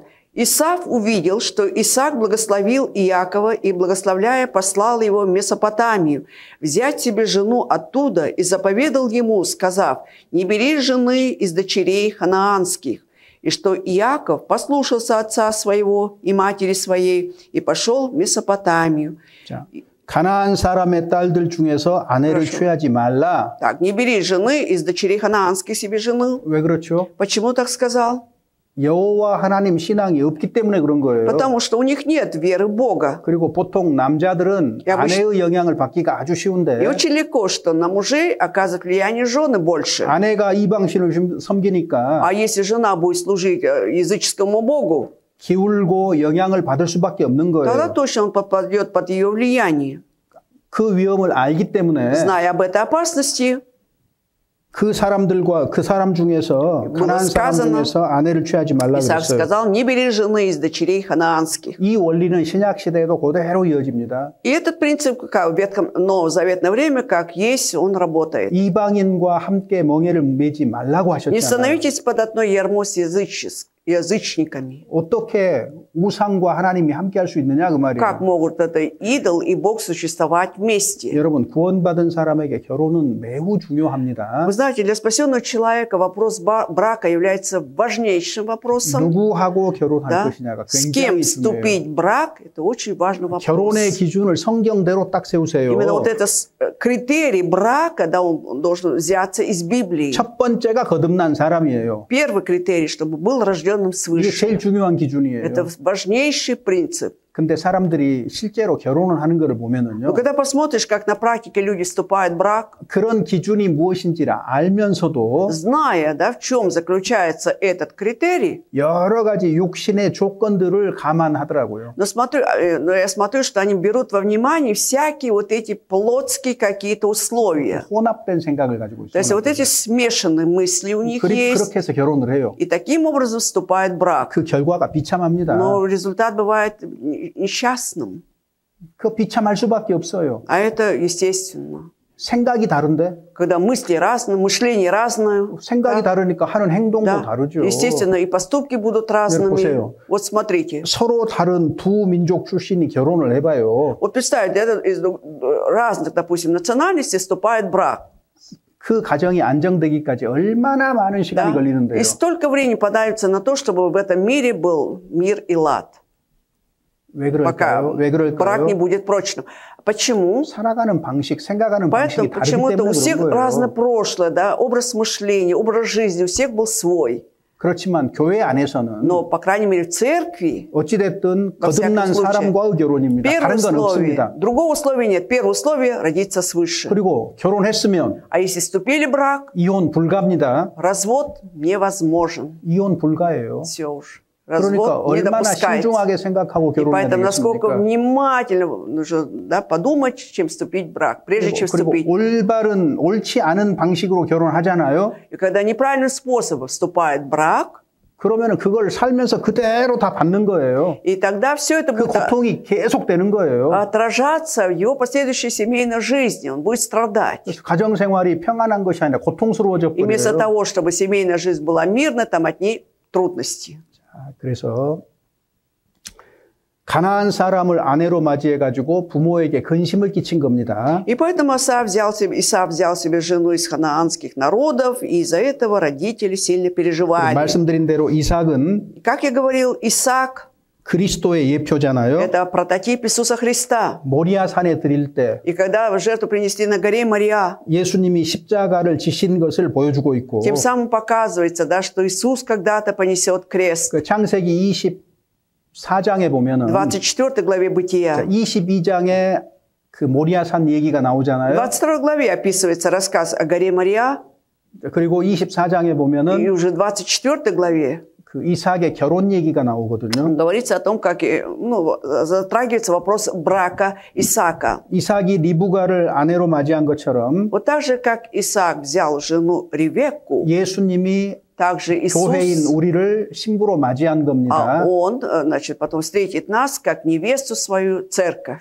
그래서 이 리브가를 이삭에게로 이끈 것이 아브라함의 종이잖아요. А кто привел Ревекку к Исааку? Это раб Авраама. 아브라함의 종이죠. Авраама. 이름이 없잖아요. Вначале имя его не 이건 упоминается. 성령의 그림자예요. Это 성령의 прообраз 그림자. Духа Святого. Это раб Авраама. 그러니까 창세기 26장에 보면은 Поэтому в 26 главе Бытия, 하나님 там описывается Бог, 예수 그리스도, Иисус Христос, 성령, мы должны увидеть также Духа Святого, 그리고 교회의 관계가 나타나 и 있어요. также отношение к церкви мы должны увидеть. 그런데 거기에 그런 단어가 한 글자도 Но, 없거든요. правда, ни одного слова тут не 뭐 упоминается. 교회 예수님 뭐 이런 얘기 한마디도 없는데 Иисус, церковь, ни одного слова там нет. Но 그래서 오늘 поэтому 돌아가셔서 창세기 26장 поэтому 이삭의 сегодня 결혼편을 한번 쭉 읽어보세요. 26 главу прочитайте, особенно что касается брака Исаака. 그래서 여러분 дома. 눈으로 직접 Чтобы вы своими глазами сами 하나님을 발견하고 обнаружили 예수님을 Бога, 발견하고 성령을 в 발견하고 ком-то 교회를 발견해 обнаружили 보시라고요. Иисуса, в ком-то обнаружили Духа Святого, Церковь. 그러면 성경 전체에 성경을 통해서 하나님이 이 땅에 대한 계획들을 발견하게 될 И тогда 겁니다. вы тем самым можете обнаружить планы Божьи. Планы Божьи. 자, 그래서 на этой 창세기 земле. 26장은 그런 의미에서 Вот 26 глава в 중요합니다. таком смысле она очень важная. 그래서 이삭이 리브가를 사랑한 것처럼 Вот так же, как Исаак возлюбил Ревекку, 주님은 우리를 영원히 사랑하셔요. Господь Бог также вечно возлюбил 그걸 нас. 나타내기 위해서 И чтобы это явить, 결혼 제도를 두신 Он 거예요. установил систему брака на этой земле. 오늘날 사람들이 모르고 있는 게 Просто 있어요. люди не ведают об этом сегодня. 왜 결혼을 해야 되느냐? Зачем? 결혼이 도대체 뭐냐? Что такое брак? Почему должен вступать в брак? 우리는 꼭 알아야 돼요. А вот мы-то обязательно должны знать. 결혼을 통해서 하나님이 말씀하시는 바가 있기 때문에 Потому что 그렇습니다. через брак есть Богу что-то сказать нам. 에베소서 5장 Ефесянам, глава 5. 에베소서 5장 22절 23절입니다. 22-23 стихи, страница 238. Ефесянам 5 глава, 22-23. Читаем. «Жены, повинуйтесь своим мужьям, как Господу, потому что муж есть глава жены, как и Христос, глава церкви, и он же спаситель тела». 자, 여기 보시면은 Так, здесь 그리스도와 교회의 관계를 실제로 이 땅에서 남편과 아내라는 이 형태로 보여주셨다 그 말이에요. через взаимоотношения между мужем и женой, как есть, показывается взаимоотношения между Христом и церковью. 그래서 남편과 아내가 사랑해야 되는 이유를 지금 예수 그리스도와 교회의 관계 때문이라고 얘기를 하고 있는 겁니다. Почему вот жены должны повиноваться и любить мужей, и наоборот, потому что есть взаимоотношения между Христом и церковью. 그러면은 결혼이라는 건 뭐냐? Тогда хорошо, что такое брак? 31절부터 С 33절입니다. 31 до конца читаем. «Посему оставит человек отца своего и мать, и прилепится к жене своей, и будут двое одна плоть. Тайна сия велика, я говорю по отношению ко Христу и к церкви.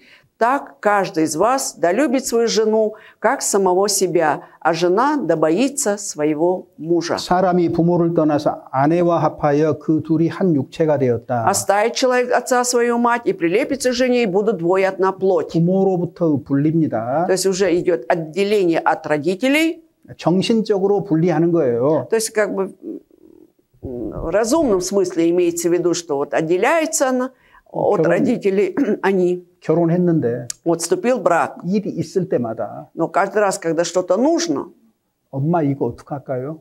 он спрашивает: «Мама, как, что мне делать там?» 그런 사람을 뭐라 그래요? И про такого человека что говорят? 마마보이라 그러죠. Ну, как бы мама-бой говорят. 누구하고 상의해야 돼요? Получается, с кем он должен был на самом деле 아내하고 상의를 해야 돼요. советоваться? Советоваться за 아내하고. женой должен был. 그리고 И 필요하다면 по необходимости, 경험이 많은 부모님께 상의할 수 да, 있죠. у опытных родителей ты можешь что-то попросить совета. 자, 그래서 Поэтому 부모를 떠나서 아내하고 합하여 한 육체가 된다 그랬잖아요. оставить человек отца свою мать и прилепится к жене, и станут одной плотью, одна плоть, двое. 1차적으로 정신적인 분리, В первую очередь, как бы в виде разума ты отдаляешься. 두 번째로 И во-вторых, 경제적 분리, это материальное как бы отделение идет. 분리돼야 되는 겁니다. То приходится отделяться. 자, 그리고 И 이 둘이 이 비밀이 크도다 그랬어요. написано «тайна сия велика». 여기 비밀 그랬어요. Тут слово «тайна» 구약 приводится. 시대에는 이것이 감추어져 있는 계시다 그 말이에요. Имеется в виду, что это откровение было скрыто в ветхозаветное 그런데 время. 신약 시대 바울의 입을 통해서 감추어진 것들이 이제는 열렸다 그 Было 말이거든요. тайна, да. А теперь в новозаветное время через уста Павла вот эта тайна открыта. 결혼이라는 거는 Поэтому брак, 여기 보시면은 как 32절에 мы читаем в 32 стихе, 그리스도와 교회에 대해서 내가 말하고 있는 것이다 것이다 그 Он говорит, 말이에요. я говорю, на самом деле, по отношению ко Христу и к церкви. 그러니까 남녀의 결혼은 그리스도와 교회의 관계를 실제로 눈에 보이게 드러낸 거예요. И по отношению между мужем и женой, на самом деле, показывают отношения через это отношение Христа к церкви. 그러니까 마땅히 어떻게 하라고요? И поэтому, естественно, как нужно вести? 자기 아내 사랑하기를 자기같이 하라. Каждый из вас да любит свою жену, как самого себя. 아내는 남편을 경외하라 А жена 그랬잖아요. да боится своего мужа. 그리고 구체적으로 어떻게 하라고 말 없죠. И конкретно, как что делать, не написано. 그냥 아주 단순해요. То есть очень просто. 사랑하라. Люби, 남편을 존경하라. уважай 왜 мужа. 그리고 더 이상 얘기 안 해요? А почему дальше не сказано после этого? 어떻게 사랑할 것인가는 네가 잘 생각해서 상황에 맞게 상황을 살펴서 알맞게 행동하라. 네가 알아서 하라 그 Имейте в виду, 말이에요. чтобы ты сам подумал и в соответствии с ситуацией веди себя, то есть сам реши, как любить. 근데 그것이 남편의 행동은 아내를 사랑한다는 범위 안에서 이루어져야 되는 거고 Но любовь, то есть отношение к мужу к жене, оно должно притворяться в любви к мужу. К жене, 그다음에 то есть. 아내는 А жена, 하는 모든 행위가 все ее дела, 남편을 존경한다는 그 범위 안에서 이루어져야 되는 거예요. они показывают, да, что она почитает своего мужа, то есть боится, как 그래서 각 написано. 사람의 상황이 다르니까 У каждого своя ситуация. 내 가정에서 Поэтому, 어떻게 할 것인가 поэтому каждый решает, что, как делать. 그리스도의 자녀인 내가 상황을 살펴서 내가 알맞게 하라는 거예요. 구체적으로. И я, как дитё Христово, должен по соответствии ситуации конкретно буду так поступать. 그래서 교회와 그리스도의 관계를 표현하기 위해서 결혼 제도를 이 땅에 두셨고 수많은 결혼이 오늘 또 행해지고 있는 И 거예요. поэтому, чтобы показать отношение Христа к церкви, Бог установил эту систему брака. И поэтому на сегодняшний день многие люди вступают в брак. 그런데 Но 지금은 сейчас 신랑이신 그리스도는 하나님과 함께 계시고 жених наш Иисус Христос находится еще с Богом, 나는 Отцом. 땅에 있어요. А я живу на этой земле. 신랑과 신부가 따로 있을 수 없습니다. А ведь жена, то есть жених и невеста не могут долго находиться 결혼에 대한 отдельно. 얘기는 필연적으로 우리를 재림으로 이끌어가요. И 재림으로. поэтому вот эта система брака неизбежно ведет нас к тому, что придет второй раз Иисус. 역사의 마지막 때에 В последнее время истории 신랑인 예수와 신부인 교회의 결혼이 있다고 얘기를 будет 했고 брак между женихом Иисусом и невестой церковью. 영원한 결혼 상태에 들어가는 То 겁니다. есть 혼인잔치. будет такой вечный пир, да, вот это состояние брака 그래서 будет. 요한계시록 19장에 보면 Поэтому в 19 главе книги Откровения, 어린 양의 혼인 기약이 다가왔다. что приблизился срок, да, вот пира Агнца 신부가 다 Божьего. 준비가 되었다 그 말이에요. Имейте в виду, что невеста уже готова вся. 교회가 완성이 되면 Когда завершится церковь на этой земле, 예수 그리스도와 만나는 겁니다. 이걸 결혼이라고 мы 얘기했던 거니까. встречаемся с Иисусом Христом, и сказано, что это будет 우리는 брак. 이 땅에 사는 동안 А мы, живя на этой земле, 신랑이신 예수 그리스도와의 결혼을 소망하고 사는 거예요. надеемся на то, что мы вступим в брак с нашим женихом Иисусом Христом. 그때 성령은 무슨 일을 하느냐? И в это время что делает Дух Святой? 리브가가 결혼 허락했어요. Вот Ревека согласилась выйти замуж, 그리고 и 한 열흘쯤 친정에 머물렀다가 그때 출발하라 그래요. 신랑한테. где-то примерно 10 дней нужно было оставаться еще в доме родителей, а потом отправиться к жениху. Да? 아브라함의 종이 뭐라고 합니까? А что при этом говорит 내 주인과 Ну. 주인의 아들이 몹시 기다리고 있다는 거예요. раб? Да? Вот Авраам, он говорит, нет, говорит, мой хозяин, говорит, и жених, они очень ждут ее. 빨리 가자. 빨리 Поэтому 가자. давай быстро отправимся. 성령이 지금 무슨 일이에요? То же самое Дух Святой, что сейчас 빨리 делает? 가자. Он тоже торопит нас. 여러분 그 빨리 가자는 말이 성령이 하시는 말이에요. Поэтому давай быстрее пойдем. Это на самом деле слова Духа 빨리 Святого. 신랑과 하나 되자 그 말이잖아요. Имеется в виду, давайте вместе соединимся быстрее с 그래서 женихом 열흘이 아니고 하루 нашим. 만에 즉시 가잖아요. И вместо того, чтобы 하룻밤 10 자고 바로 дней 가잖아요. остаться, переночевали и тут же отправились на следующий день. 우리는 매우 급박한 시대에 И 살고 поэтому мы 있습니다. живем 성경의 눈으로 봤을 때. С точки зрения Духа Святого мы живем в такое поспешно, такое актуальное время 이 сейчас. 땅에서는 교회 중심입니다. И на этой земле в центре церковь 교회는 для 거듭난 нас. 사람들의 구별된 무리예요. А церковь – это народ из рожденных свыше людей. Да? 세상에 살지만 세상에 속하지 않았어요. Хоть и живем в этом мире, не принадлежим этому миру. 교회 안에서 무엇을 생각하고 판단할 И 때에 когда нам приходится думать о чем-то, решать в церкви, 세상처럼 판단하면 안 ни в 됩니다. коем случае не прибегать к методам этого мира. 틀린 거예요. Это будет неправильно.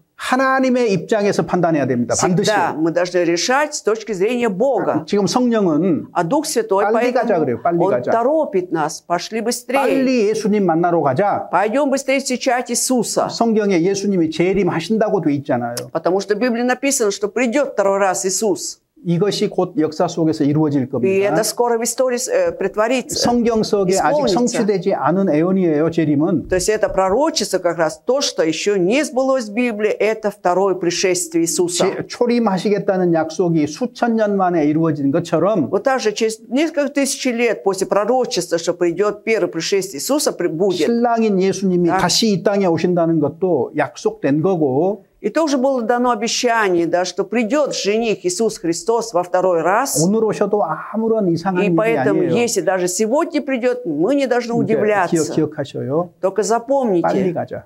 пошли быстрее. 우리 시대에 하나님이 빨리 가자고 И 얘기를 в наше 해요. время Господь Бог торопит нас 그럼 뭘 해야 быстрее. 되겠어요? А для этого что нужно делать? 신부가 되는 것이 중요하잖아요. Тут важно, чтобы стать невестой мы должны. Невеста должна стать. 회개하고 То есть, когда покаялись, 진리의 복음을 믿어서 уверовали истину благой вести 구원받는 것. и получили 새 사람이 спасение, 되는 것. стали новыми людьми. 그리고 신부라는 거는 Да. А невеста еще, 거듭난 무리 가운데 하나가 되는 거예요. это были, чтобы от них 교회입니다. были в 교회. единстве среди рожденных свыше людей. Это церковь, 교회의 지체예요. члены этой церкви. 정신적으로만 아니고 И не 물리적으로 только 실제로 교회의 지체입니다. В виде разума, да, вот действительно, вот как физически мы являемся членами этой 그렇게 церкви. 교회 안에 하나로 연합이 되었을 И 때에 когда есть единство или объединение таким образом в церкви, 진짜 신부가 되는 거예요. тогда становимся настоящими невестами. 여러분은 진짜 신부입니까? Считаете ли вы себя настоящими невестами Иисуса? 아니면은 뭐 주일 아침에만 얼굴 보여주는 분입니까? Либо достаточно только в воскресенье, вот до обеда показать свое лицо 처음에는 здесь? 그렇게 할 수 있어요. Вначале можно так. 신앙이 Но 진실하면은요. если настоящая вера у него, 다른 교회의 지체들과 함께 섞입니다. то есть он 함께 섞여요. будет уже смешиваться с другими членами этой 그리고 церкви. 주님의 일에 동참하고 И вместе соучаствует в Божьем 실제로 주님의 деле. 역사를 경험하게 되는 거예요. Действительно себе испытывает действие Бога. 그래서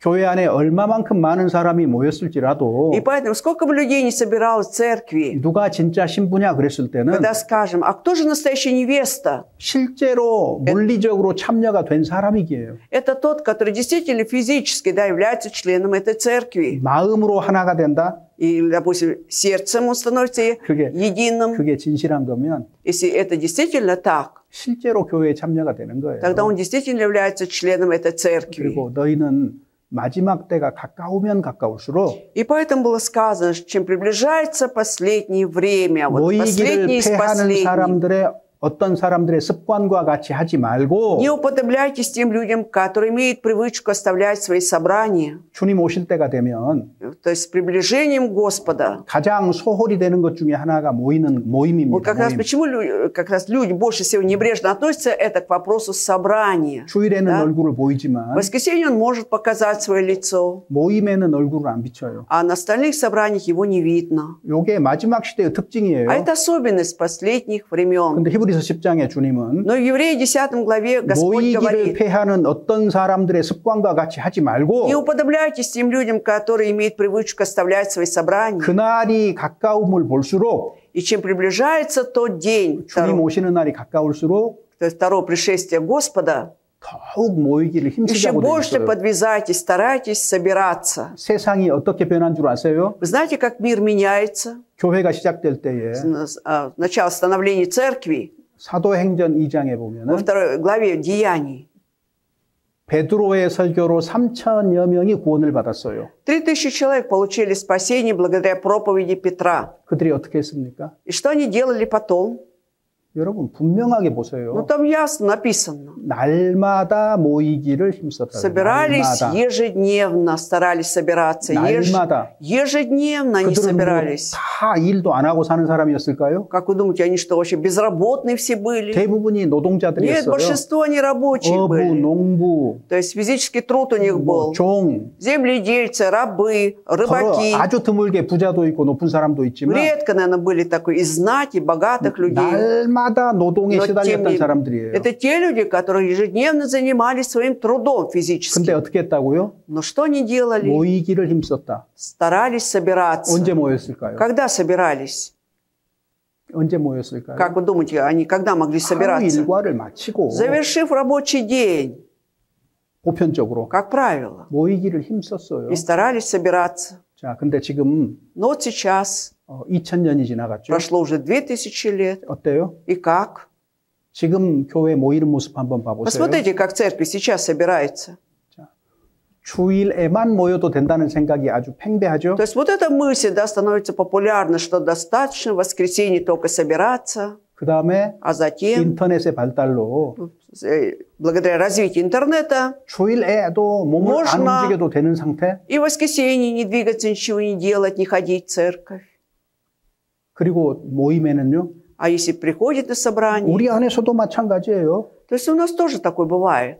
뭐 주일에는 나오죠. В воскресенье еле-еле приходит, заставляет прийти себя. 토요일 성경 공부도 있고요. А ведь по субботам есть библейское занятие. 수요일 Да. 모임도 있어요. 대표적으로. И в среду, как правило, у нас собрание бывает. 그러면 групп. 우리 중에서 얼마나 나오는 줄 아세요? А вы знаете, сколько среди нас приходят? 고정적으로 на오는 사람은요. Фиксированно кто ходит? 우리 수의 4분의 1 정도밖에 안 돼요. 1/4.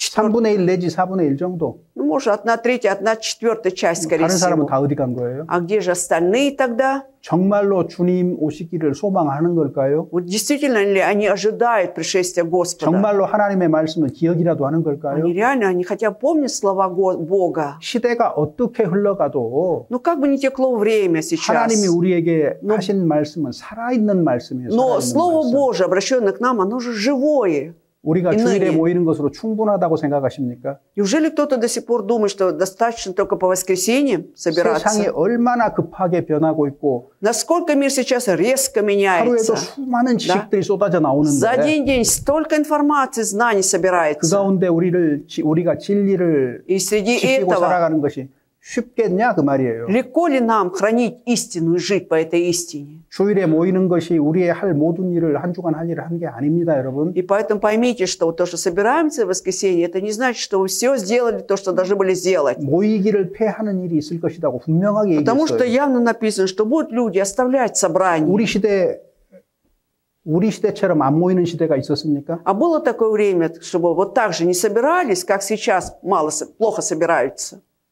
없었습니다. Нет, не было такого. 그건 옳은 현상이 아니에요. Но это неправильно. Нельзя сказать, что это правильное явление. 정확하게 얘기하면 방종입니다. 방종. Точнее сказать, извините, но это распутство. 방종하는 거예요, 그게. Это когда распутство. 신앙생활이 Ведь наша духовная 우리가 이렇게 жизнь, 말씀을 듣고 когда мы слушаем Слово, 들은 말씀에 대해서 и насчет услышанного, 구체적으로 삶 가운데서 표현이 돼야 되는 거예요. конкретно все это должно выразить в своей реальной жизни. 구체적으로 표현되지 않는 것은 А когда конкретно не проявляется то, что услышали, 달걀이 아니고요. то есть нельзя сказать, что это яйцо, а это... 닭 몸 안에 맺혀 있는 노란 알갱이에 Это 불과한 еще вот 거예요. этот желток, который находится вот это в туше, извините, курицы. 달걀을 먹지 Да? 닭 안에 있는 그 노란 것을 먹진 않잖아요. А мы же люди едим в основном яйцо уже сформировавшееся, а не вот этот еще и желток. 하나님에게도 마찬가지예요. Поэтому то же самое для 내가 Бога. 아무리 좋은 생각을 많이 가지고 있으면 뭐 할 Какие бы 거예요? ни были у меня хорошие мысли, много их было, мысли, какой толк? 이것이 밖으로 드러나서 표현되지 않는다면 Если это не выражается в мне, да, не исполняется, 그 헛된 신앙 아니에요? может быть, это пустая вера 위선 тогда. 아니에요? Может, это лицемерие, 습관적 신앙 아니에요? может, привычка какая-то в вере. 정확하게 그렇습니다. Наверное, точно вот так. 그래서 하나님이 말씀하셔요. Вот поэтому Бог говорит нам, 구원은 믿음으로 받아요. что да, мы спасаемся через веру, 그런데 но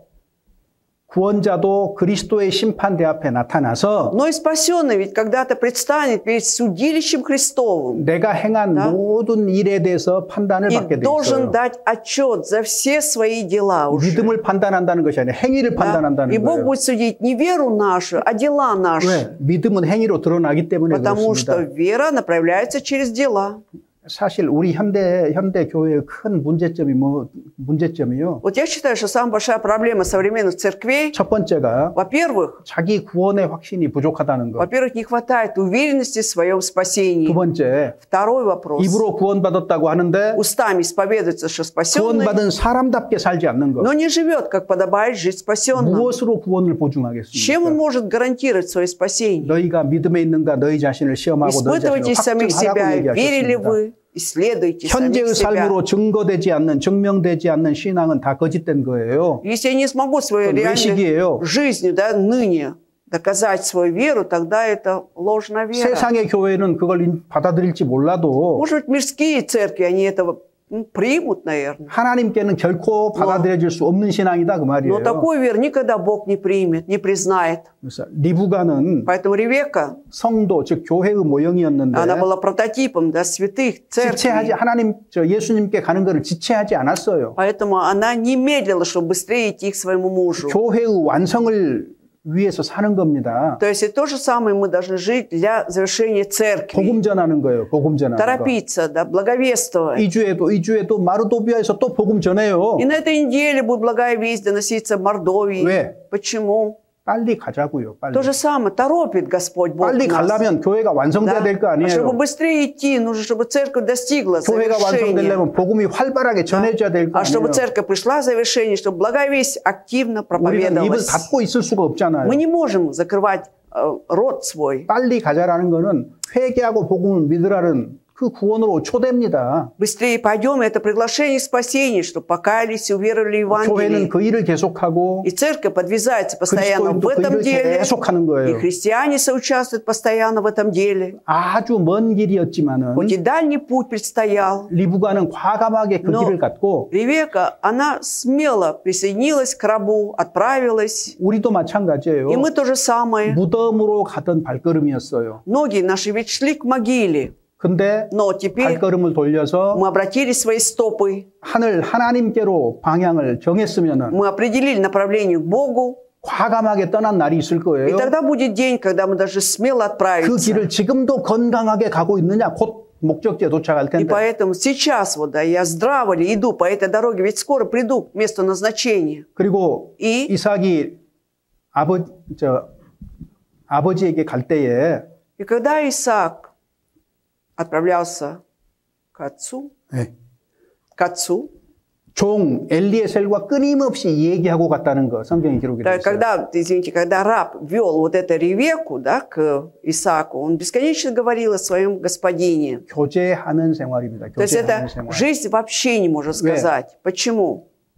두세 사람이 내 이름으로 모인 곳에 나도 그들 중에 있다. Где двое или трое соберутся во имя мое, и я там. 그 두세 사람이 누구예요? А кто эти двое или 거듭난 трое? 사람이에요. 거듭난 Это 사람. рожденные свыше люди. 거듭나지도 않은 사람이 두세 사람 해봤자 со용없어요. Толку нет, если не рожденные свыше соберутся двое или трое. 그 두세 사람이요. 특별히 헌신된 사람이에요. И двое или трое это особенно посвященные 대충 люди. 살면서 내가 그 두세 사람이라고 착각하지 마세요. Поэтому не будем питать иллюзии, думая, что я живу небрежно, а буду относиться к этим двум-трем людям. 교회에게 너희가 하나님의 성전이라 그랬잖아요. В Библии написано, разве не знаете, что вы храм Божий? 너희 안에 하나님의 성령이 계신 것을 알지 И 못하느냐? Дух Божий живет в вас. 우리는 교회 안에 계신 성령과 더불어 교제하는 삶을 살다가 Живя в 주님 만나게 되는 거예요. общении с Духом Святым, Святым Церкви, да, мы потом встречаемся с Господом. 교회의 크고 작은 모임 자체가 작은 일이 아니다 그 말이에요. То есть большое или маленькое собрание – это великое дело в церкви. 그래서 이삭과 그리스도, Итак, Исаак – это прообраз Христа, 리브가와 Ревекка 교회, – прообраз церкви. 교회의 지체인 우리를 좀 깊이 묵상을 해보시면 И если подумать о том, что мы являемся членами этой церкви, и глубоко 우리 поразмыслить, 삶이 어떠한지 то теперь какая наша жизнь? 그리고 앞으로 우리가 걸어가야 될 삶이 어떠해야 할지를 분명하게 알게 될 Да, и как я 겁니다. должен жить дальше, я должен четко знать об этом. Через 어찌됐든 성경과 일치된 신앙생활을 할 필요가 있다는 얘기입니다. Во всяком случае, стоит нам жить духовной жизнью, да, чтобы она совпадала с Писанием. 이 교회에 그리고 이 교회의 지체인 여러분 한 사람 한 사람에게 그러한 삶이 뒤따르기를 Я 바랍니다. желаю, чтобы вот такая жизнь всегда сопровождала вас, каждого из сидящих. 예, 여기까지 На 말씀드릴게요. сегодня здесь все. 오늘 또 다 못했는데 Но сегодня я не смог все завершить. 다음 시간에 또 야곱 얘기 좀 В 해봅시다. следующий раз будем говорить об Иакове. 예, 기도하겠습니다. Давайте помолимся. 하나님 감사합니다. Господь, благодарим Тебя. 저희들 구원하시고 소망 가운데 살게 하심을 Спасибо, 감사합니다. Господь, что даешь нам спасение, что даешь нам жить, уповая на Царство. 주님의 몸된 교회 가운데 참여케 하심을 Также 감사합니다. благодарим, что станем членами Церкви, являющейся телом Христовым. 성경을 통해서 하나님의 뜻을 알고 순종하는 삶으로 하나님께 영광 돌리도록 은혜 베풀어 Дай Твою 주시옵소서. благодать и дальше, Господь, чтобы через Писание мы знали о воле Твоей Божией и жили послушании, являя славу Твою. 우리를 구속하시고 부활하신 주 예수님 Во имя 이름으로 искупившего 기도드립니다. нас и воскресшего Господа Иисуса Христа возносим эту молитву. 아멘. Аминь.